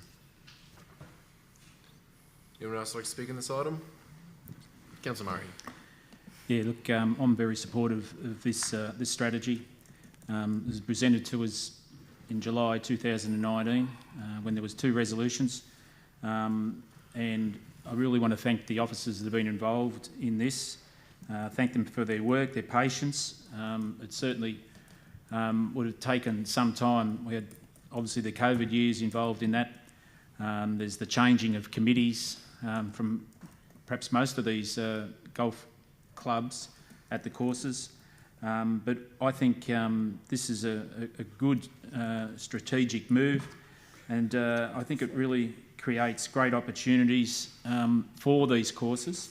The result is this is supported by those clubs, and it's taken, I think, quite a bit of negotiations to get to this point. So they're all on board, and has been mentioned, the opportunities that could exist now with the Bellarine or even Bowen Valley with new management. I think it's an exciting opportunity for golf, and I think golfers should be excited by this. Thank you. Thank you, Councillor Murray. Any comments? I'll throw back to Councillor Grisbeck to close. Thank you, Mr Mayor. Despite Councillor Aiken saying, being sarcastic, I do have a mean golf swing, but may not get out there as often as I'd like to.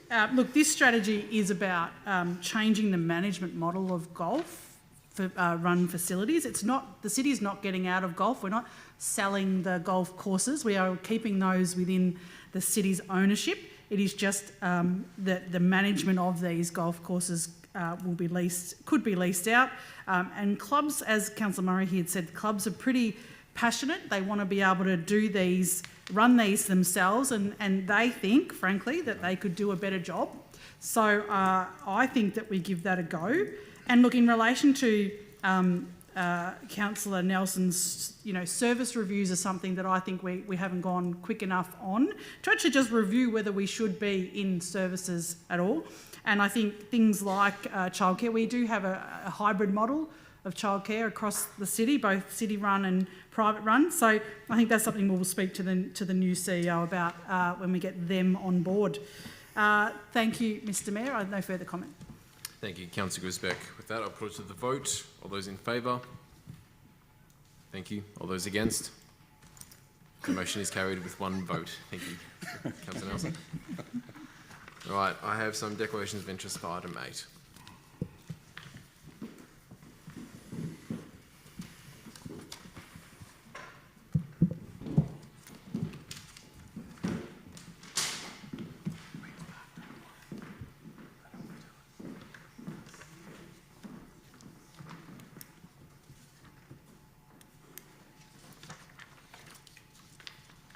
Right, item 8 on the agenda is Amendment C436GGEE, Balmoral Quay Rippleside, Combined Amendment and Planning Permit PP 573-2021. I have a mover with Councillor Murray, seconded by Councillor Grisbeck. Councillor Murray. Thank you, Mr Mayor. The purpose of this is to seek a council resolution to prepare and exhibit Amendment 436GGEE, an associated planning permit subject to authorisation by the Minister for Planning. The site is divided into 5 stages, which have been approved, which allows for more than 98 dwellings, a restricted recreation facility, convenience shop and marina. Effectively, the amendment seeks to change the maximum permitted height from 13.5 metres to 28.2 metres. The amendment is consistent with several clauses of the Greater Geelong Planning Scheme Planning Policy Framework, and importantly, a social housing contribution will be required to be delivered at a rate of 2.2%, either as dwellings, a cash contribution or combination of both. The site provides a unique opportunity to deliver urban density in Geelong. It sits within the comprehensive development zone, is tucked into the Rippleside Cliff, which creates an opportunity for a multi-storey apartment development with a similar building height to the neighbouring residents above. Importantly, I think the applicant have worked with council officers over the past 18 months to ensure that the final design includes significant increases to setbacks, reduction to overshadowing and streetscape softening. All view corridors of the existing permit have been retained. Despite the increase in the height of the building, no additional overshadowing to Rippleside Park will occur beyond which is currently approved under the existing plan. So if approved tonight, this goes out for public exhibition, with the public given the opportunity to object or agree. These are collated in council officers' review, and it either comes back to council or a delegate before it proceeds to an independent panel. I might keep it there, Mr Mayor. Thanks. Thank you, Councillor Murray. Councillor Grisbeck. Thank you, Mr Mayor. Yeah, I agreed to second this motion for the debate, but I'm actually uneasy with this recommendation, only that it says that we support the preparation and exhibition of this, and throughout the report it says that the officers put up that it is a good, talks about a good development. It talks about within the planning framework, it requires, strategically located, was referred to the council's internal departments. But, I think what we've seen many a year go past is that the Rippleside community probably didn't even know this was in our papers this week, to be honest, unless they read council papers every week. They haven't, this is probably the first they've heard of it. So I'm not supportive of this, and I think the main point is that this will go through to I understand the amendment process, but I still think that we're endorsing this strategy. This particular planning permit and considered amendment, which for me says that the council is supportive. So I'm not supportive yet. I haven't heard the voices of the community. So at this particular time, I'm going to be voting against. Thank you, Mr Mayor. Thank you, Councillor Grisbeck. Any councillors to comment? Councillor Maloney. Thanks, Mayor Sullivan. With respect to this, I guess hearing Helen's concerns earlier on this evening, I would really like that to be taken into consideration with respect to the noted errors in the documentation. And I think that it's really important that we get this right, and especially with the valid concerns about the inflow of traffic and the management of that. We do a lot of that. That's part of our core business here at Council. So I really want to make sure this precinct, or the part of this Brownville precinct, gets delivered right. I also want to mention that this is, as much as this might seem to be a big development, is forming part of a strategy that we as council group set to make sure that we have infill and increased housing. I really particularly like the social housing contribution, although the option to have a cash contribution, I'm not sure what that means. I think that would be preferred to be the actual housing in this joint, so that way people who have perhaps a limited opportunity to live in such a postcode would flourish and perhaps upgrade their lives, having close access to transport and the shops in the vicinity. So I am supportive of this being put out to consultation with the careful consideration of constituents who have concerns, in particular those errors and other issues that might present themselves.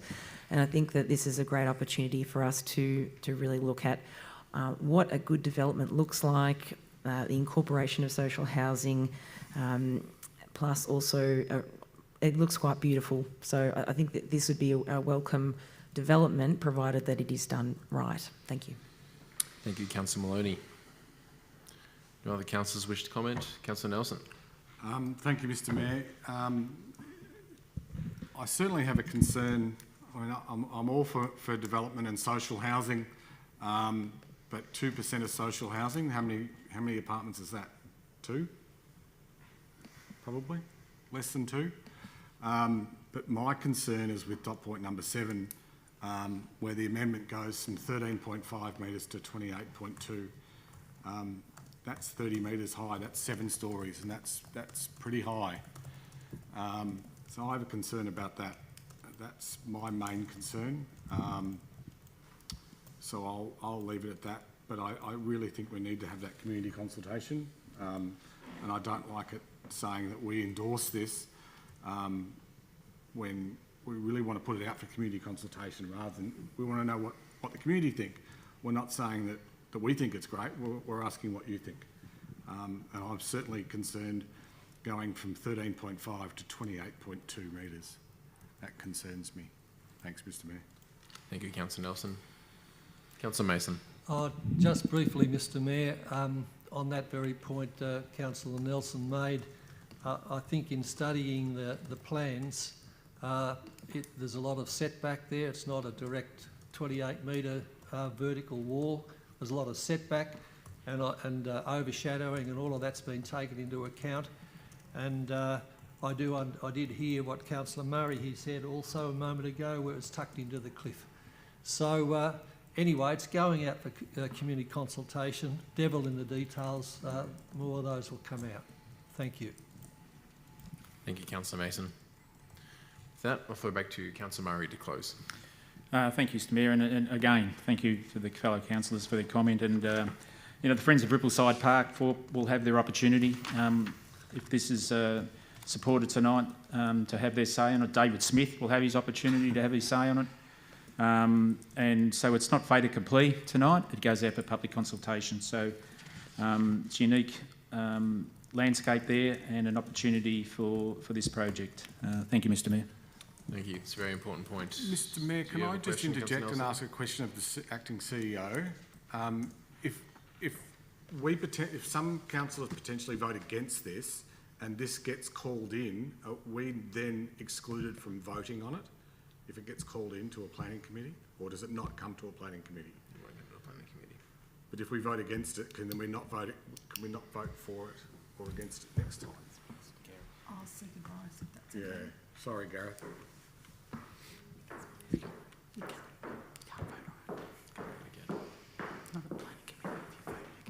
Yeah, you can't be a planning committee. Gareth, please. It's an amendment. Wouldn't go through the planning committee. No. It will actually come exhibited, comes back to council. Council will consider sending those submissions to an independent panel. Panel report will come back to council, so it'll be heard before the council, not the planning committee. So as an item that comes back before the council, you will have voting rights. Okay.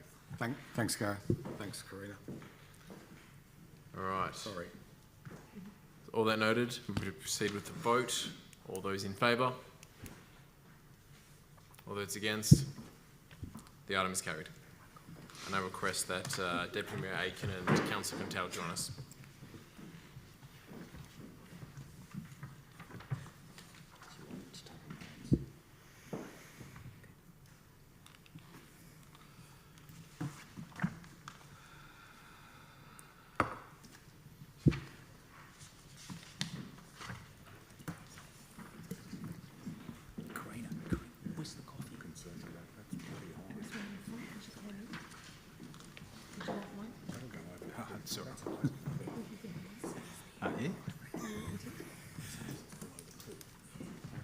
It might be gone. Whilst the councillors fill out the proper paperwork, we will proceed with item 9, which is endorsement of the Bellarine Distinctive Area Statement of Planning Policy. Moved Councillor Asher, seconded Councillor Mason. Councillor Asher. Thank you, Mr Mayor. Now, the Bellarine Peninsula was declared a distinctive area and landscape, otherwise known as a DAL, by the Victorian Government in October 2019. And this report asks Council to endorse the Bellarine Peninsula DAL Statement of Planning Policy, just for another acronym, the SPP. This was initiated with the aim of permanently protecting the area from overdevelopment and preserving its unique environment, landscape and lifestyle. Now, if I can indulge in a little bit of reflection back to 2013, when I was the Saturday columnist for the Geelong Advertiser, it was one of my first columns when I wrote, and I quote, "While the growing population is welcomed by some, accepted by most, and at least appreciated as inevitable by the rest, it is the manner by which this growth is happening that is troubling. The talk is all about affordable housing, land use studies, urban boundaries and rural zoning. We hear about the Can-Do Council, we read the New South Wales Planning White Paper, we participate in the Regional Growth Plan, and we listen to the rhetoric from the politicians. But what we see is Leopold growing by a new street every week. What we watch are more for sale signs up on farmlands each month. Across the gently rolling fields come the dozers, tearing into the earth and ripping down trees. The daily drive along the Port Arlington Road into Geelong evokes the vivid scenes from the movie Watership Down that scarred me as a tiny kid. Shocking scenes of land development fear. Let me reiterate, this is not about resisting progress, but it is definitely about growing in a sustainable and respectful manner. These comments are made with painful awareness that I've lived on the Bellarine at that time for only 13 years, roughly half an hour local time.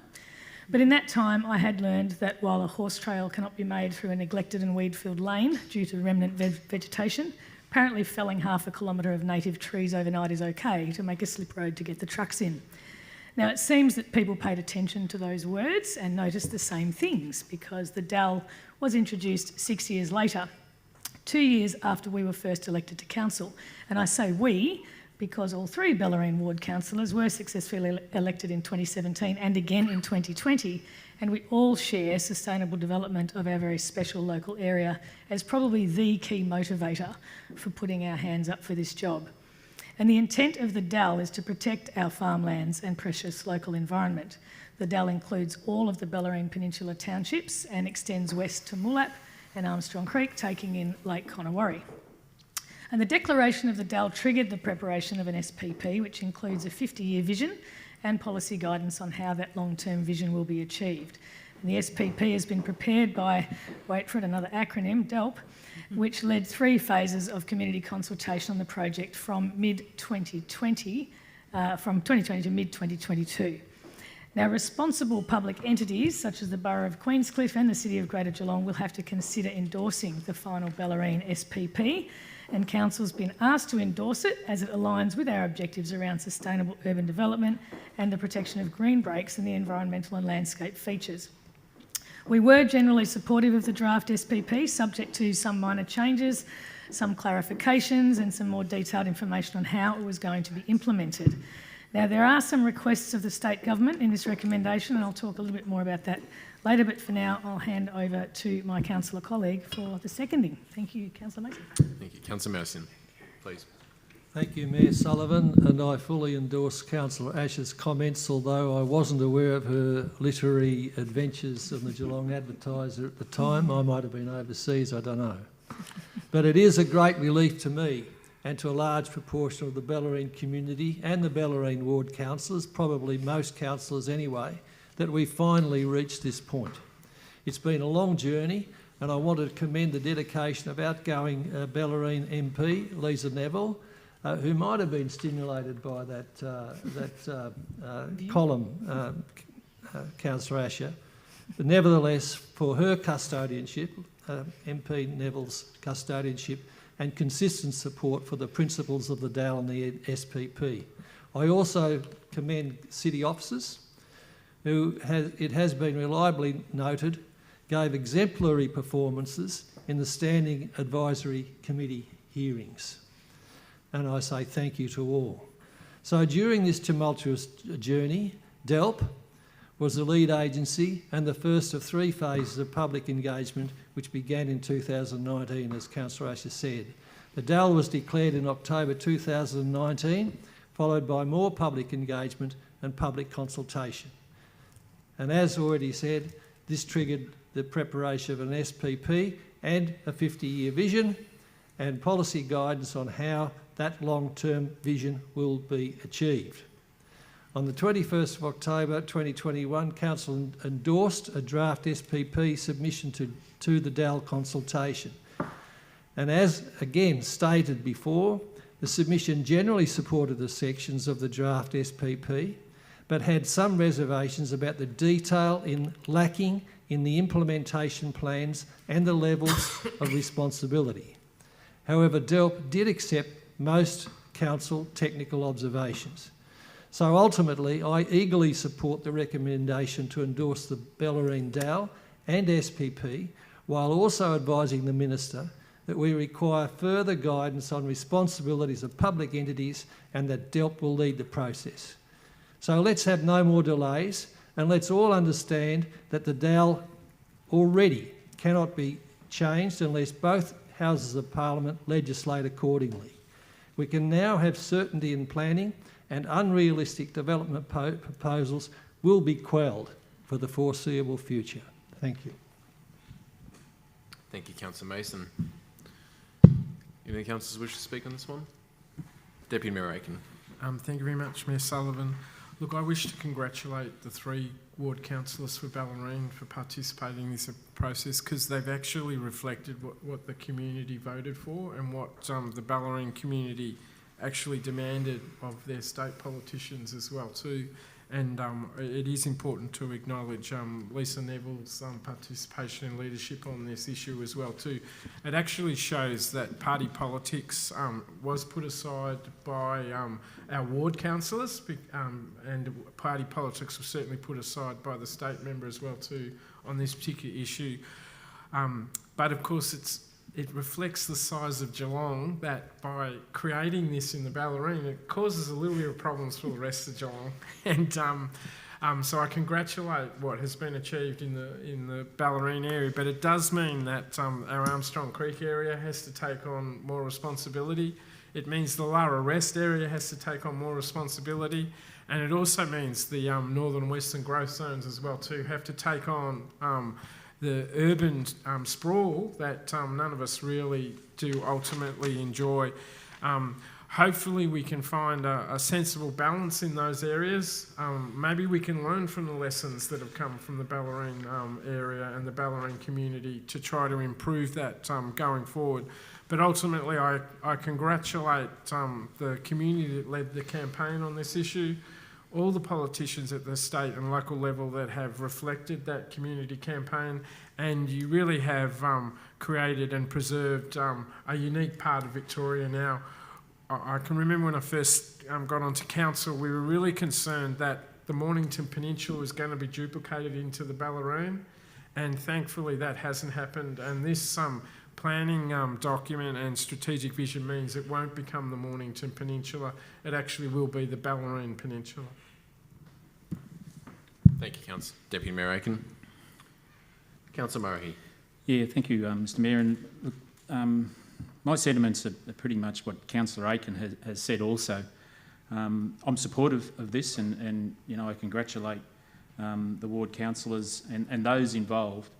But it's there's a little bit of me saying you just be careful what you wish for, and I'll make that, try and make a point that you know, it's all very well in the next 5 to 10 years, but you know, perhaps even some councillors here, when you know they have their children have children, and will those children be able to afford to live in the same town and buy, you know, in the same town as their grandparents? And you know, will the school be able to recruit teachers to that town? Because I imagine, because no one can expand in these towns, that the prices in affordable housing, I imagine, will go through the roof.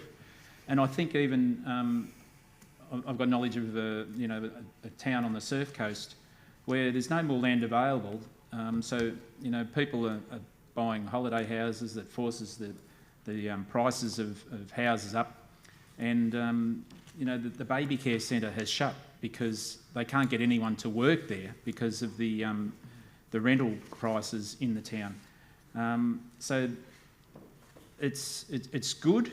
It's a good result, but I down the track, you know, a number of years, I think it'll pose issues, but it's certainly preserved a unique part of Victoria. And you know, if you live in the Port Arlingtons or some of these towns, that's great.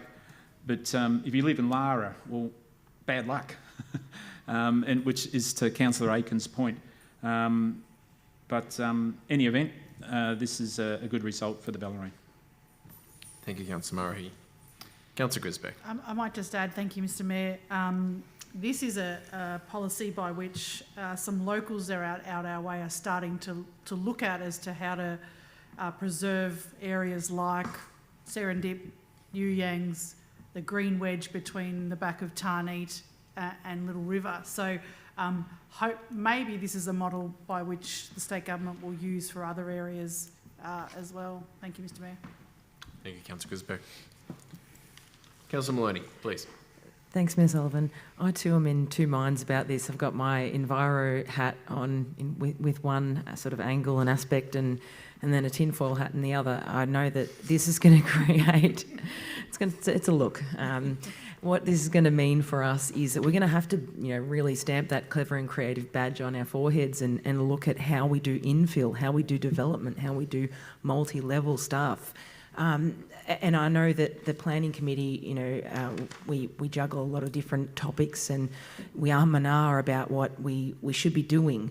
But this is probably a real poignant time for us to think about what the impacts of this are going to be, as Councillor Murray rightly said, that this is going to be potentially forcing people to spend a lot more or end up living in mum's basement or garage for the next 20 years, which, it's probably going to require a lot more insulation and prep. But perhaps that means something to the effect of what Sydney had when they had that infill boom where we had to, do some backyard granny flats and change our policies or change the way that we do things like tiny homes or perhaps we create parks for people to allow that more affordable living or perhaps we talk to the state government and say, well, this is potentially a problem, what can you do for us? So that's just my commentary on that because it is a mixed bag of great things for the environment, but also a future perspective thing that, all of us have, got some secure homes, but thinking of the future generations, perhaps they might want to live differently or live more affordably, and we're not sure what that looks like, but I guess that's for them to decide. Thanks. Thank you, Councillor Maloney. With all that said, I think I'll move back to Councillor Asher to close. Councillor Asher. Thank you, Mr Mayor. Look, with due acknowledgement to Lisa Neville, MP, she's done a great job and there is no party politics in this conversation or in this council for that matter. We three Bellarine councillors are the community campaign in this case. That's what we all stood on. So I think that's been a really clear point and it's come out to a very good result. The recommended changes and clarifications on this SPP are what we wanted. They've largely been addressed. And the issue here is that there is currently really no implementation plan and that we don't have any clarity on what the City of Greater Geelong's role will be in using it. So as Councillor Mason alluded to, the Council is being asked, which is written up on the recommendation here, to write to the Minister for Planning for a little bit of that clarity. So a statement of expectations, the release of a practice note on how to use it, and to confirm that DELP will lead it because a significant amount of resourcing time and people will be required for the City of Greater Geelong to deliver the outcomes of the SPP. So DELP are better positioned to deliver those outcomes. So I'm very pleased to move this recommendation and hope everybody will support it. Thank you. Thank you, Councillor Asher. I'll put that to the vote. All those in favour? Thank you. All those against? The item is carried. Item 10, proposed lease to Amp Litel, Mount Anarchy 2392A, Bland Road, Anarchy. Moved Councillor Aiken, seconded Councillor Grisbeck. Councillor Aiken. This is actually procedural. This is actually a procedural motion. It's actually come before us the council group, if you remember. We actually endorsed Telstra to actually receive the lease, and we subsequently found out that Telstra had assigned the lease to their subsidiary company, Ambertel, and as a consequence, under the Local Government Act, we actually couldn't assign the lease. We actually go through a process again of awarding the lease to the new company entity. So it's purely a procedural motion. It doesn't change the fact that we did consult with Wadawurrung. They've made it clear that the site actually is of cultural significance, and once this lease does expire, they've requested that council do not extend the lease to Telstra, its subsidiaries, or a competitor. Thank you, Councillor Aiken. Sorry, Deputy Mayor Aiken. Councillor Grisbeck. Nothing further, Mr Mayor. Thank you. Any other councillors wish to comment? If not, Councillor Aiken to close. Deputy Mayor Aiken. Further. Thank you. I'll put that to the vote. All those in favour? Thank you. All those against? Item is carried. Item 11, proposed lease to Powercore, part of 20 Main Street, Armstrong Creek. Moved by Councillor Maloney, seconded by Councillor Nelson. Councillor Maloney. Thank you, Mayor Sullivan. This report asks Council to authorise the City to do something very similar to our previous motion, which is to enter into a lease with Powercore Australia Limited, and this is for part of 20 Main Street, Armstrong Creek, which requires the installation of a power substation where the new Armstrong Creek Library and Community Hub is going to be very soon appearing in the main drag. So this is needed to supply the premises because it's big and lit up and wonderful. So this is just a procedural matter. Thank you. Thank you, Councillor Maloney. Councillor Nelson. This is needed so that we can run the library effectively, so we need to get it done. And it's a great thing that this library is getting built because we're in the business of opening libraries and making them places for people, young and old, to feel safe and included. So bring it on. Thanks, Mr Mayor. Thank you, Councillor Nelson. Any other councillors to comment? Councillor Maloney to close. This is going to be lit, so that's all I have to say. Thanks. Thanks, Mayor Sullivan. Thank you, Councillor Maloney. All right, I'll put that to the vote. All those in favour? Thank you. All those against? Motion is carried. Item 12, proposed road discontinuance and sale of land adjacent 91 Little Myers Street, Geelong. Moved by Councillor Murray, seconded by Councillor Contell. Councillor Murray. Thank you, Mr Mayor. This report seeks council endorsement for community engagement on the proposed road discontinuance and sale of an unnamed road reserve off Benson Street in Geelong. The city has been approached by the abutting property owner at 91 Little Myers Street to purchase an approximately 33.8 square metres of land, which is currently a spur on the road reserve. If council agrees to the sale, the land will be sold at market value and the city will be reimbursed for all costs incurred in discontinuing the portion of the road reserve. Preliminary internal consultation with engineering infrastructure planning has been completed and both departments support the discontinuance and sale of the land. Preliminary consultation with surrounding properties and a neighbouring body corporate has been completed with requesting to go to formal consultation with the public as part of the statutory process. Yeah, thanks, Mr Mayor. Thank you, Councillor Murray. Councillor Contell.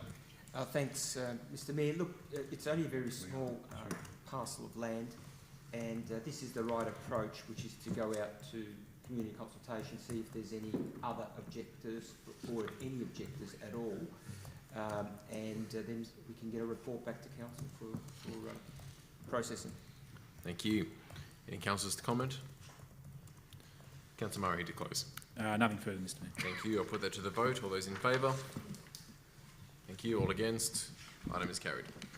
Item 13, special item North Bellarine Aquatic Centre, Stage 2. Moved by Councillor Rasher, seconded by Councillor Mason. Councillor Rasher. Thank you, Mr Mayor. Now, pools are always a fun topic as a councillor, said no one ever. But the good news is that this project is all good news. So before we talk about the purpose of the motion, I'll take the opportunity to provide an update on stage 1 of the project. Stage 1, because people do tend to get a bit confused about this one. Stage 1 is well underway and includes an 8-lane, 50-metre outdoor pool that will be heated all year round. This pool facility has an all-abilities change facility, an entry pavilion, a kiosk, tiered covered seating, a landscaped community lawn area with umbrellas, more than 100 trees and parking for 60 cars. And it's due for completion, the latest I heard was around April next year. So that's good news, part 1, stage 1. But what we are being asked to do here is to endorse the policy parameters and process that will guide the preparation of the design options for stage 2, the indoor facility. Now, this will respond to the need for warm water program pools and other facilities, including a gym, cafe, and potentially a wellbeing centre. What we committed to as a council in April 2021 was to consider a facility with the following uses: provision of warm water therapy and exercise, aquaplay, learn to swim programs, associated health and wellbeing facilities, along with further consideration of opportunities for indoor lap swimming in response to the recent community engagement at the time. Now, the federal government has indicated a commitment of $20 million towards North Bellarine Aquatic Centre Stage 2. Contribution from the state government can't be confirmed until next week. However, at this stage, on balance, all indications are that Stage 2 will be supported by a state government, and the North Bellarine is on track to have an indoor facility with program pools to complement the outdoor facility and meet the demand that the Ocean Grove indoor facility can't accommodate.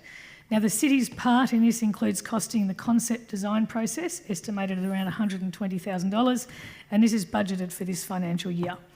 All options will include an estimate of both construction and operational costs, including recent inflationary pressures on construction costs, and all options also incorporate the community feedback received to the concept designs, which was released in late 2021, and the federal government financial commitment of $20 million. So this process will also have the capacity to consider any further funding commitments that may emerge.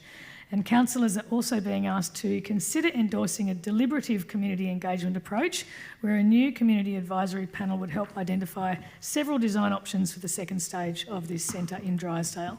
So I'll leave it there for now and let my ward councillors explain a bit further. Thank you. Thank you, Councillor Usher. Councillor Mason. Thank you, Mayor Sullivan, and I endorse what Councillor Usher said, and I might repeat a few things. You're so comprehensive. But I'm also pleased that we've got pre-election bipartisan state assurances of funding of $20 million to complement the already committed Commonwealth funds of $20 million, and the final result will be a function of the expressed community needs. So we expect that Stage 2 will integrate well with the well-advanced Stage 1, an outdoor 50-metre pool, in that a comprehensive representative deliberative consultation will continue with a 12-member community advisory panel which will assist with design parameters. And so some little details here. The advisory panel will include representation from local schools, aquatic clubs and users, the North Bellarine Advocacy Group, specific users, culturally, linguistically diverse and disability groups, and additional expertise. Mr Mayor, inevitably compromises will have to be made where the total cost must include inflationary pressures, must not exceed funds committed, and ongoing running costs and relative efficiencies must also be taken into account. With all of these parameters, it's appropriate that the CEO proceeds with overseeing the development of design options for Stage 2. Thank you, Councillor Mason. Well said. Any other comment from councillors?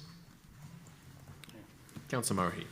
Yeah, thanks, Mr Mayor. Look, this is where this is at. I think is it's a really great result for council. It's a great result for the people down the Bellarine for this. A few months ago, we weren't sure where this was heading. We're certainly going to have a 50-metre outdoor heated pool, which is fantastic. So I really thank the officers involved. They know who they are, but I just want to send a special shout out to Ian Hicks for his involvement in the many negotiations that have taken place over the past few months, and then the commitment from both sides of politics in relation to this. So where it is now to where it was a few months ago, it's quite extreme, and it's a great result for the Aquatic Centre Stage 2. Thank you, Councillor Murray. And I would like to certainly thank you as well for your strong involvement on this item for the last 5 months too. Councillor Grisbeck. Thank you, Mr Mayor. It is a good outcome, as we said, for the North Bellarine. A couple of things, I think there's a couple of groups that might be interested in going into that panel. One which is underwater hockey, which needs the 50-metre pool to play their underwater hockey, so I think they should get involved or at least work out a way to get their say in this particular group that represents areas of interest. I would say that we are going to be seeing a lot of pools built over the next few years, especially because the Com Games is coming to Geelong. If you didn't know, if you've been living under a rock for a little while, there is another pool being planned. So how we make sure that council's sustainable in pools is going to be a great topic that we're going to be discussing, I guess, over the next couple of years around aquatic services and how we deliver those. Thank you, Mr. Mayor. Thank you, Councillor Grisbeck. Councillor Nelson. Thank you, Mr. Mayor. While I support this project, and I think it's good that we have pools, that's now 2 pools for the Bellarine, and this pool's costing us $50 million, around $50 million.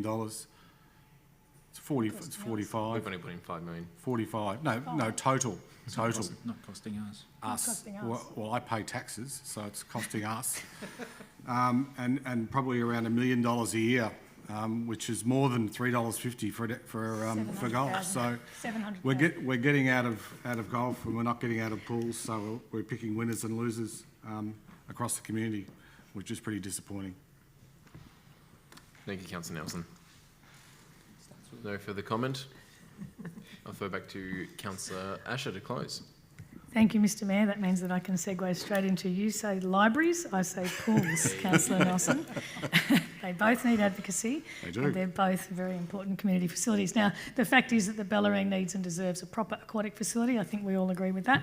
Every community does, with both outdoor and indoor pools and all the associated fitness and health infrastructure and services. And this centre does have the potential to fit the needs of all community users, young and old, fit and unfit, dedicated and occasional, and with a range of abilities and usage interests. And we do need a broad-ranging and representative community advisory panel to help provide that community perspective on the design options. And ideally, we will have members that do represent the schools, the swim clubs, the underwater hockey and every other club that would use a pool, people with disability, local residents, the advocacy group that's been the main voice so far, and also people with proven aquatic design experience. So I think it's all heading in a really positive direction, and I also thank Councillor Murray for his support over the past few months for this one as well. And I recommend the motion to authorise the CEO to proceed. Thank you. Thank you, Councillor Asher. With that, I'll put that to the vote. All those in favour? Thank you. All those against? It's carried. Councillor Nelson's very well read. Thank you, Councillor Contell. Item number 14. 21-22 Tourism Greater Geelong and the Bellarine Annual Report and Tourism Performance. Moved by Councillor Nelson, seconded Councillor Contell. Councillor Nelson. Thank you, Mr. Mayor. I get to read out bad news again. That Tourism Greater Geelong and the Bellarine recorded a deficit. I think it's the first deficit they've ever recorded. But for obvious reasons, we've been in COVID and we're coming out of COVID. Although another wave is coming back again. Hopefully that'll be gone before Christmas. But the good thing is that Geelong is starting to open back up again. Restaurants are open again. We're having the revival again this weekend. That's 2 times in a year. That's the first time that's ever happened as well. So I'm pleading with people to get out and support your region. I know we had a bad night. Some councillors had a bad night, and some residents had a bad night last weekend out at Mount Dunedin Estate. I know someone broke their leg out there in 2 places. It was good fun. But it was good fun. So we really need to support our local businesses, not just wine venues, but restaurants, cafes, the tourism event we're having this weekend. So it's good that the visitor economy is up and running again. Yes, we had a loss last year, but the year is looking brighter. We've got golf in a few months' time, and other events coming up, which will be really good to announce in the next few weeks. So please come out and support local events in Geelong. Thanks, Mr. Mayor. Thank you, Councillor Nelson. Councillor Contell. Thanks, Mr. Mayor. Look, there's a lot of good in the report. I see Councillor Nelson has already spoke to to a number of the events, and there's no doubt that now that we've well and truly have the pandemic behind us, that Geelong has opened up. It's not opening up, it has opened up. We're seeing excellent events occurring down here, and many planned for the future, and I'm sure that that will continue to provide opportunities for facilitators and businesses in the Geelong region. You know, we obviously have the Spirit of Tasmania now well and truly sailing into our port daily and returning to Tasmania. It's been wonderful to see. So that people are flocking to this area, and I think there's plenty of opportunities for overnight stays with the events that are coming up. Just recently looking at an event that I'm thinking of participating in overseas, and you can just see some of the programs that you know, event organisers are attaching onto large events such as you know, the Ironman 70.3, where you could definitely see that being more than just coming overnight to participate in the event. There could be several days where there might be some warm-up rides and runs that go with that, and that opens up the opportunity for accommodation and things of that nature. As Councillor Nelson has indicated, there was a deficit, notwithstanding that the revenue was quite high, and I think we really need to be looking at the offerings that members are getting with being part of this Greater Geelong and Bellarine tourism. I think there's opportunity to enhance that so that members have more attraction, or there's an opportunity for more attraction to the group. I think that's something that I would encourage the leaders of the organisation to be looking at. What else can we do to attract members to this organisation? Because we shouldn't really be losing 13,000 on the back of the revenues that are generated from this group. With that, I think I'll leave it at that, but plenty of positivity going forward. Thank you, Councillor Contell. Councillor Grisbeck. Thank you, Mr Mayor. And whilst this is a report about the previous year, I think we can look forward to getting the tourism Greater Geelong and the Bellarine back onto its, I would call, award-winning performance prior to COVID. So we're getting back to being the place to be. One of the things that I saw through this report was that they called out, that the board has called out their broad community engagement via the Geelong channels on several initiatives, and one of those, which is close to my heart, is the low-cost camping review. And I think what we're saying here is that no matter what way you either get to Geelong and the Bellarine, or no matter where you stay, whether it's in a hotel or a camping spot or in a tent, we're saying that you should come to Geelong and you should invest your money here in Geelong. But we're putting on some of the infrastructure that's required to be a destination of choice for people. As Councillor Contell had said, Spirit of Tasmania, the investment that's gone into that is absolutely amazing. Commonwealth Games in April was announced that Geelong is going to be a regional host city. You can't underestimate what's going to be required for 100,000 people to be in our region on any particular day, and the amount of hotel rooms and caravan parks, tent sites that are going to be required to host that. So I think we've got a lot ahead of us in terms of how we attract that investment, and I think the Tourism Board is rightly placed to be doing some of that investment advice. One of the things that this particular paper calls out is that the MOU between Tourism Greater Geelong and the Bellarine and the City of Greater Geelong is active until the end of 24-25. So I think what we've got to make sure is that we continue to support this regional board, and they are in the market at the moment for a executive manager. And so I would just say to anyone around the country that happens to be watching council meetings, this is the place to be. Come to Geelong. We hold ourselves with our heads high here in Geelong, and we are proud of what we've achieved. Thank you, Mr Mayor. Thank you, Councillor Grisbeck. Councillor Murray. Yeah, I'm like Councillor Grisbeck. I think we should be celebrating this report. I was a little bit disappointed with perhaps the tone taken in relation to what, as a deficit, we should be actually celebrating what we have here. So, let's talk it up. Certainly the highlights in the past 12 months, it's really about resilience in the face of unrelenting challenges.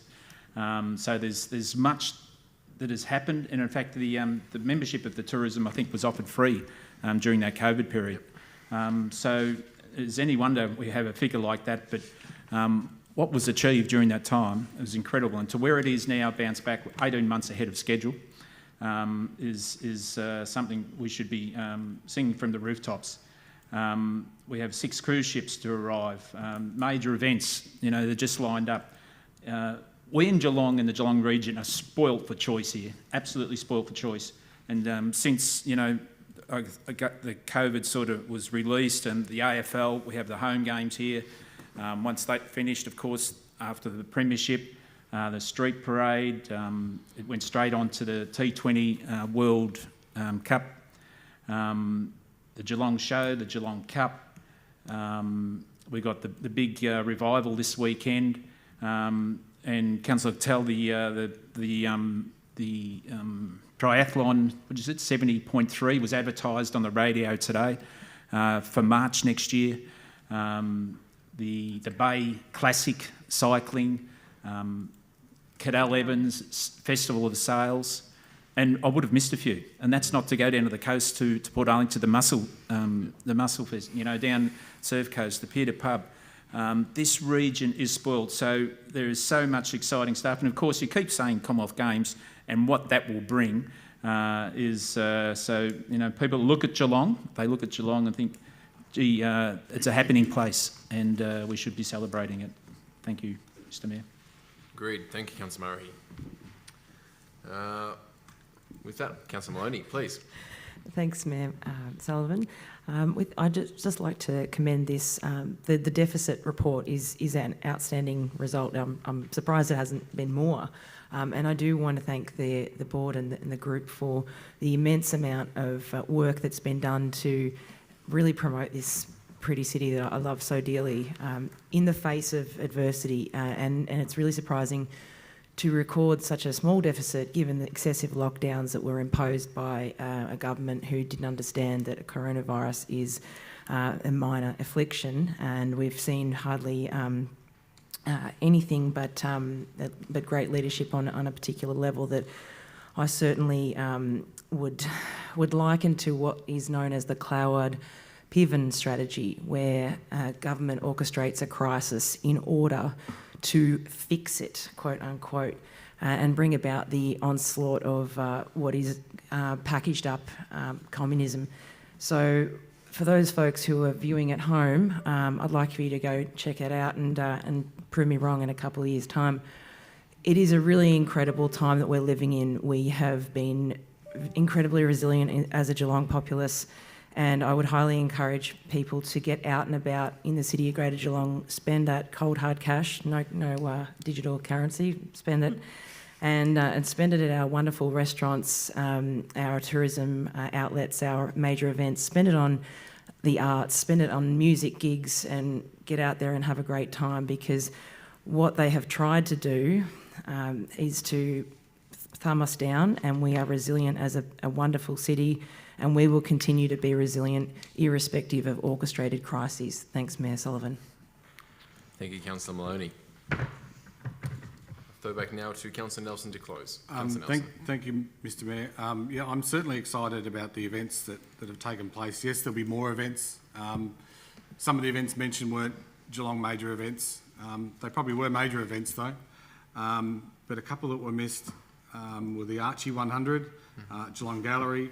I think Festival of Sails wasn't mentioned, Head of Schoolgirls as well. Celtic Festival. Yep. Surround Sounds. We are, as Councillor Mahi rightly said, we are sport for choice. And Geelong is reawakening, and it's great. Foo Fighters. And it's great to see, we punch above our weight every single weekend. And we are sport for choice, and it's no wonder that we're having growing pains, because this is the place to be. Yeah. Thanks, Mr Mayor. Thank you, Councillor Nelson. Oh, and thank you to Brett Ince, who's leaving us after we a couple of should years recognise. as the Executive Director of Tourism Grade Geelong and the Bellarine. We wish Brett well. He'll be watching. For steering this $1 billion ship. Thank you. All right, excellent. A lot of passion around the table, so thank you to all involved. With that, I'll put to the vote. All those in favour? Thank you. All those against? Item is carried. With that, item 15, which is the year-to-date quarterly financial management report, September 2022, moved by Councillor Aiken, seconded Councillor Asher. Councillor Aiken. Thank you very much, Mr. Mayor. Look, I'm sorry after talking about all those major events and all the chlorine that's going to get poured around the city of Greater Geelong. I'm here to talk about our financial position for the first 3 months of the year. But it's actually good and positive news. We did originally budget for a $900,000 deficit. We're currently running at a $400,000 deficit. So in fact, there's a $500,000 turnaround in terms of the organisation. So that's good news. The other good news associated with our first quarter, which has been an issue in the past for us, our capital expenditure. Look, we budgeted $31.6 million and we've spent $28.7 million. So our capital works program continues to deliver in the tight environment that it's operating under. So that's a fantastic thing for the organisation as well too. The two other areas I just wish to draw council's attention to. One is that our utility costs are actually down by nearly $600,000 in the quarter. So in other words, we're not spending as much on water, and there's an obvious reason for that. And the other one is that our electricity costs are down, and from the information that's been presented to the council group, it's actually very much associated with our shift towards LED lighting across our streets and the rollout of that particular program. So that's excellent.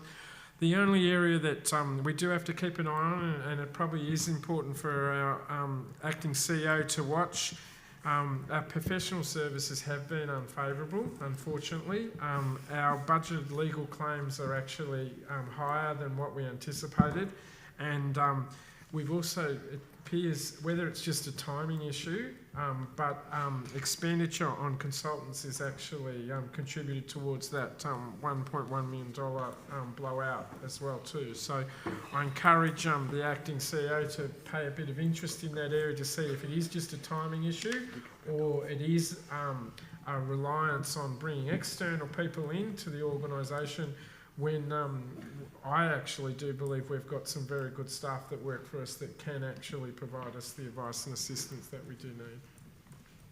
Thank you, Deputy Mayor Aiken. Councillor Asher. Thank you, Mr Mayor. Councillor Aitken, our Finance Chair, always provides such a comprehensive report, leaves me as the Deputy with nothing to say. And actually all the notes I'd made are the ones you made as well. But as you said, Councillor Aitken, the financial performance on the whole has been positive, with most of the results pretty close to forecasting and a few things to watch. There's also some risks emerging which have been noted that we will have to obviously keep an eye on the next quarterly report because that will influence the final year results. So I'm pleased to support endorsement of this report. Thank you. Thank you. Any other comments? Any other councillors to comment? If not, I'll throw also Councillor Contell. Yeah, please. just very quickly, as a good finance portfolio chair, Councillor Aitken has hit on all the highlights and all the items that we need to be considering. I was going to talk about the same, so I won't, but it is positive to see that CapEx is pretty much in line with budget. That hasn't always been the case, so that's great. I'm equally somewhat concerned about the professional services. It'd be great if the acting CEO could actually give us a report on that, because had it not been for that 1.1, we actually would have been on pretty much on budget with our surplus. The only other one that I'd say, whilst it says it's unfavourable in the report, is user charges. I'm actually really pleased with that one because a lot of that's driven through lower parking fees. So it's actually nice to see that we're unfavourable in that regard, and people are paying a little bit less for parking than what we thought they would. So good outcome. Thank you, Councillor Contell. And with that, I'll throw back to Deputy Mayor Aiken to close. Nothing further to add. Thank you. Put that to the vote. All those in favour? Thank you. All those against? Item is carried. Item number 16 is a forward procurement plan, moved by Deputy Mayor Aiken, seconded by Councillor Contel. Deputy Mayor Aiken.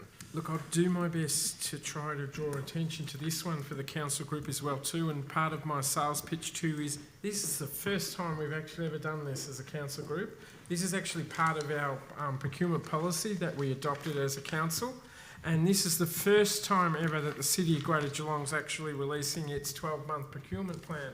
And the whole purpose about this is to actually give to those contractors that would be interested in this to actually look at the next 12 months of projects in terms of tendering that's been put out. And for the community and council's interest, there's an incredible variety of tenders that are coming onto the market over the next 12 months. Fascinatingly, we've got which the councillors would be very interested in, is our oval maintenance services, which is over a $2 million project cost, and that's a 3-year tender. We've also got our annual gutter cleaning of council facilities, and that's actually a 5-year tender as well too, which is quite significant as well too. And I should say all of these tenders are basically over $2 million in value. And just for those people that may be still at home and listening, our annual spend on tenders and contracts is $240 million. So it's actually a huge amount of expenditure that we're putting into the community.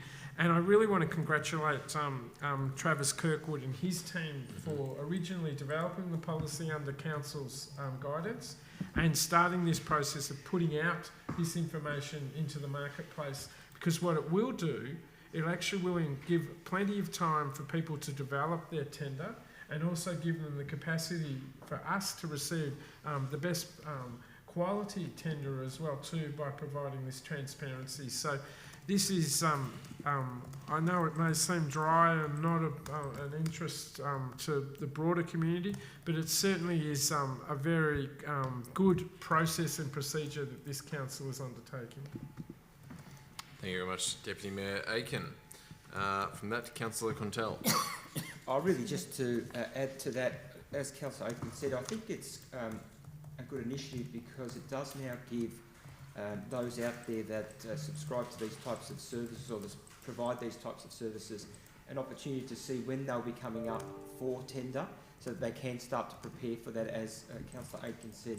And there's some amazing, works that we have carried out here that would provide substantial business opportunities for many contractors and service providers, not only in the Geelong region but broader. One of the I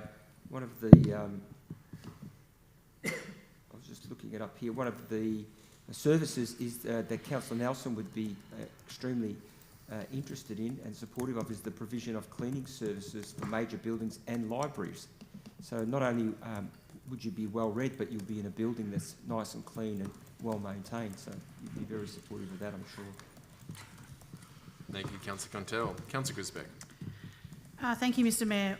Whilst I agree that the procurement plan is a good plan to have, it's a good forward view on where we are going, and it's transparent for the community about what we're going to be going out for.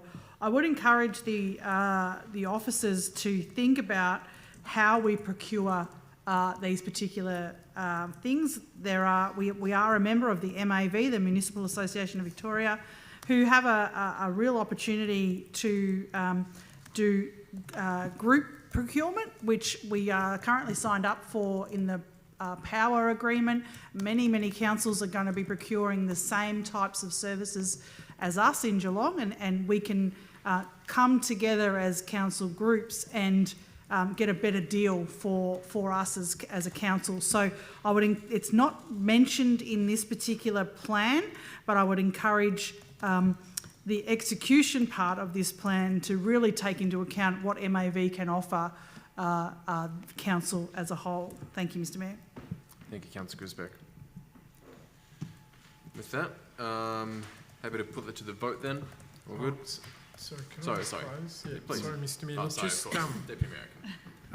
Just in relation to the comments that Councillor Gresbeck has made, this is actually just the release of the document. There are actually a number of other components of the procurement policy. One of those actually is looking for buying power, just as Councillor Gresbeck and I do when we run our elections. We try to run our ads together to try to save a little bit of money and a bit of buying power. But what, so the council is aware of that in terms of its tender processes. But an important thing that's actually going to happen in the next, in the new year, we're actually going to release our social equity principles in terms of to introduce into our procurement purchasing policy. So in fact, for the next, all of these lists of 12 months tenders will actually be driven very much by our social procurement policy in terms of tenders. And that's a significant change in the way in which we're going to assess a tender's capacity to be able to deliver for the council. And it certainly will bring significant intervention into areas and delivery of services that we've never done before by having social procurement principles engaged in as well. So there's a lot of change that's happening from the status quo in terms of our tender processes, and I encourage councillors to keep abreast of it when it does get bring before the council chamber. Thank you very much, Deputy Mayor Aiken. With that, I will go to the vote. All those in favour? Thank you. All those against? Carried. Item number 17 is appointment of an independent member to the Audit and Risk Committee. This will be moved by Councillor Grisbeck and seconded Councillor Murray. Councillor Grisbeck. Thank you, Mr Mayor. This report's asking us to ratify that the appointment of Mick Janesh as an independent member of the Audit and Risk Committee for an initial term of 3 years. We're very lucky in the City of Greater Geelong to have had great independent members that have worked really closely with both councillors and the city officers to make sure that we are transparent and we are accountable in relation to audit and risk. Ever since I've been on this council since 2017, the process, I've been in and out of the audit and risk committees for all of my time, and I always say that the Audit and Risk Committee is the best place to see and hear everything that goes on in the city. And also, as was really pleased to be able to introduce to the Audit and Risk Committee a risk appetite statement that the councillors were directly involved in. What the independent members do is then, make sure they investigate, they make sure, and they really put this governance and audit and compliance risk lens that as an independent member of that committee. So the position became vacant on the 28th of October. For transparency, this position is a paid position, and this EOI process started in September 2022, and Mick was suitably qualified and was went through the process and became the preferred candidate by the panel. So if this is approved, we welcome him onto our Audit and Risk Committee for 3 years. Thank you, Mr Mayor. Thank you very much, Councillor Grisbeck. Councillor Murray. No, I've got nothing further to add, Mr Mayor. Thank you. Any further comments from Nothing further, thank you, Mr Mayor. All good. With that, put it to vote. All those in favour? All those against? The item is carried. Alright, item number 18 is councillor appointments to committees, which I'm happy to move this one, seconded by Deputy Mayor Aiken. As we all know here, councillors have sent appointments to committees and portfolios, which is the next item. We're currently in the process of reviewing this and reshuffling, reassigning, just trying to get a new picture of what that look like going forward. So we're currently extending current appointments, which will be reviewed at a later date once we have the new structure going forwards. Councillor Aiken, you wish to speak? No, I think you've summed it up well. I mean, we're really in a bit of a holding pattern. Yep. We've actually got our current committees and portfolios expire on the 1st of December 2022. So we do, as a collective group, have made a commitment to do a review of our committees and our portfolio structures. So essentially, the recommendation tonight is giving a capacity to hold over those committees until we do our major review and bring back, if there are changes, to representation on those committees as well. Thank you. Any other councillors to comment? have nothing further to add, so I'll put that straight to the vote. All those in favour? Thank you. Those against? Carried. Item number 19 is much the same. Council appointments to portfolios. Same situation we just outlined. Oh, sorry. I'll move that one. Seconded by Councillor Aiken. As I just said, much same scenario, but for portfolios. Councillor Aiken? Nothing further to add. Thank you. Any councillors comment? Look, it's perhaps not a comment, but a question. Is there a timeline you expect on this? We'll be going into discussions about this next week. Yep. We have a meeting on it. Yep. I do not believe it will extend past the January date. Yep. Any further councillors? All good? All right. I have nothing further to close on that. I'll put that to the vote. All those in favour? Thank you. All those against? The item is carried. Item number 20 is council meeting dates 2023. For that, I have a mover, Councillor Nelson, and seconded by Councillor Maloney. Councillor Nelson. Thank you, Mr Mayor. Obviously, we'll be having 12 meetings next year, as one per month, starting at 6 o'clock. But most importantly, there'll be 4 meetings outside of City Hall, like we are tonight, meeting out in the community. Hopefully be more well received than this one, probably because it's the time of year, everyone's Christmas shopping or doing what they're doing. So hopefully they'll be well attended and we can get the message out early where we are out and about in the wards. And they'll be at every second Tuesday. No, the December meeting's the second Tuesday, the January meeting's the 5th Tuesday, and the April meeting's on the 4th Wednesday because of Anzac Day. So it'll be advertised heavily, hopefully. But I really look forward to getting out into the wards, just to show the community what we actually do here on a Tuesday night at 20 to 9. But the most important thing will happen in 2024 when the Armstrong Creek Library opens, and hopefully we'll have our meeting out there. Can't wait. So that's it from me, Mr Mayor. Thank you, Councillor Nelson. Councillor Maloney. Thanks, Mayor Sullivan. Also encompassing this is our listening posts as well, which our residents are invited, just like we go to the wards, to come and have a chinwag with us and talk about the issues that are pertinent to their local constituency. We're really looking forward to seeing more folks getting amongst local democracy. I think that's where it's at. And I think I really want to thank all of the people that have come in to our council meetings to show up, right into petitions, comment in the question time, because that is really where the rubber hits the road, where we hear from you about what's going on in your hood and make sure that we're doing a good job. Thanks. Thank you, Councillor Maloney. Councillor Grisbeck. Thank you, Mr Mayor. Yes, I'm supporting of the dates for next year. I'm also supportive of bringing the meeting back to the community, which is really exciting. But I think one of the things that I would encourage councils to do is actually engage with your community when the meetings are in your area. I know Councillor Aiken and I, there's a bit of competition. We like to have the most people attending our meetings. We usually have standing room only. But I would encourage you to sort of share those dates early and often with your communities as much as we can, so that you know they can get involved as they were tonight, get involved in the question time, and also see how the democracy works, as other councillors have already said. So, you know, and we will try, or the offer, we will try to ask the CEO of the day to schedule the things that are important to that community on those particular nights, so that we can really get a feel for how the community is thinking about those before we make decisions. Thank you, Mr Mayor. Thank you. Deputy Mayor Aiken. I think it's important to point out as well too that governance has actually also encouraged council and senior officers to participate in listening posts next year. So it's another component of how we engage with the community. So it's not just about council meetings. Governors is actually encouraging senior officers and councillors to make themselves available next year during listening posts. They will be announced next year in terms of venue, location and where that will be occurring.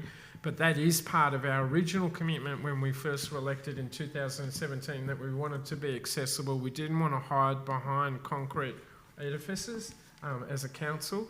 And I look forward to the announcement of those listening posts as well as the 4 meetings that we're having in the public community spaces. And in fact, at the beautiful City Hall we have as well too. I certainly have enjoyed the last couple of meetings at City Hall, simply because we've actually had, for the first time since probably about 2002, we've had the full hall opened up to the community at City Hall for our last 2 meetings, and it's been fantastically well attended. Yes, the issues did attract public participation, but it was great seeing those numbers at those meetings. Well said, Deputy Mayor Aiken. Councillor Murray. Oh, look, I just want to forecast that, and I haven't discussed this with the Brownbill fellow councillors, but it might be great to see the Brownbill community meeting even at Wirral in the Owl next year, if that is at all possible. Just throwing that in the mix. No, well noted. Councillor Contell. Only because Councillor Kiley mentioned it, I think it's really important that if we want these ward-based meetings to be successful, then there needs to be something in it for the resident and the community member, and we've got to really put a lot of thought into what the agenda looks like, because you need to have things that mean something and are relevant, and the fact that we're going into the territory, we need to have things that are related to them, and so I think that we've got to put a lot more thought into the agenda. No, well said. All right. With that, sorry, Councillor Nelson. Thank you, Mr. Mayor. Yeah, I certainly agree with most of what was said tonight. But one thing I didn't agree with is was Councillor Aiken saying that they had more people out in theirs. It's probably because they offer free sausage chisels before the meeting. Perhaps we should learn from that and do that in our wards. But yeah, definitely having agenda items relevant to the area can be both good and bad. But yeah, the Lara flood study. But they had free sausages. I remember I've been to both of them. One in Law Lane and one in Anarchy. Perhaps we should do that too at the Heighton Bowls Club or the Ocean Grove Bowls Club, perhaps. But please come to your local council meetings. They really are a good opportunity to meet councillors and council officers and see what we do on a Tuesday night. Thanks. Thank you, Councillor Nelson. Mr. Mayor, we might just do the Bunnings model where we offer sausages and people come. Thank you. Councillor Brisbeck's offered to do burnouts in her years. If we're calling for councillors to put forward ideas for community-based meetings. All right, I appreciate that. We might keep the entertainment to another discussion. I'll put that to the vote. All those in favour? Thank you. All those against? Carried. Council 21 is a review of council to members of council staff delegations. Moved Councillor Contell, seconded Councillor Nelson. Councillor Contell. Thanks, Mr. Mayor. Yeah, this is a review of the instrument of delegation, which essentially means providing guidance on what officers will have responsibility and be able to act for and on behalf of council with matters of all nature, whether it be issuing an order, whether it be issuing an improvement notice, whether it be a declaration. And so what is interesting is that not all instruments can be delegated through the CEO, and it's important to note that some of it has to be done through this instrument that we have here.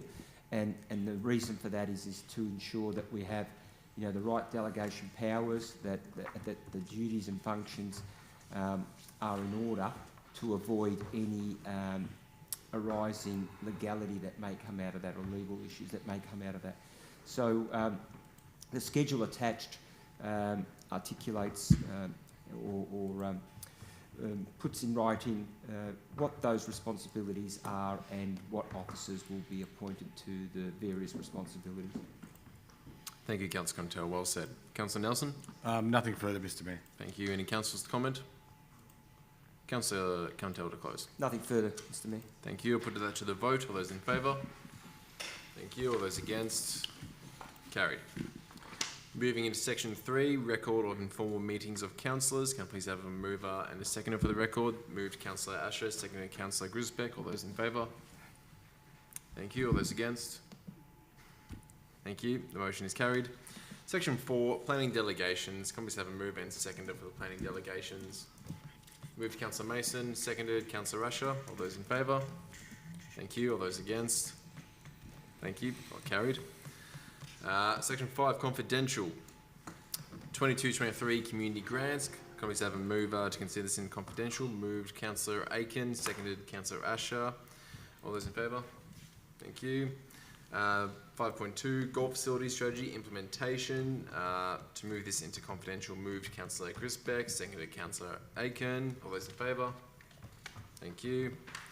5.3, Audit and Risk Committee Summary Report. Move this to confidential, moved by Councillor Grisbeck and seconded by Councillor Contell. All those in favour? Thank you. 5.4, CO recruitment. Can I please have a mover? I'll move that one. And seconded by Deputy Mayor Aiken. All those in favour? All those against? That is carried as well.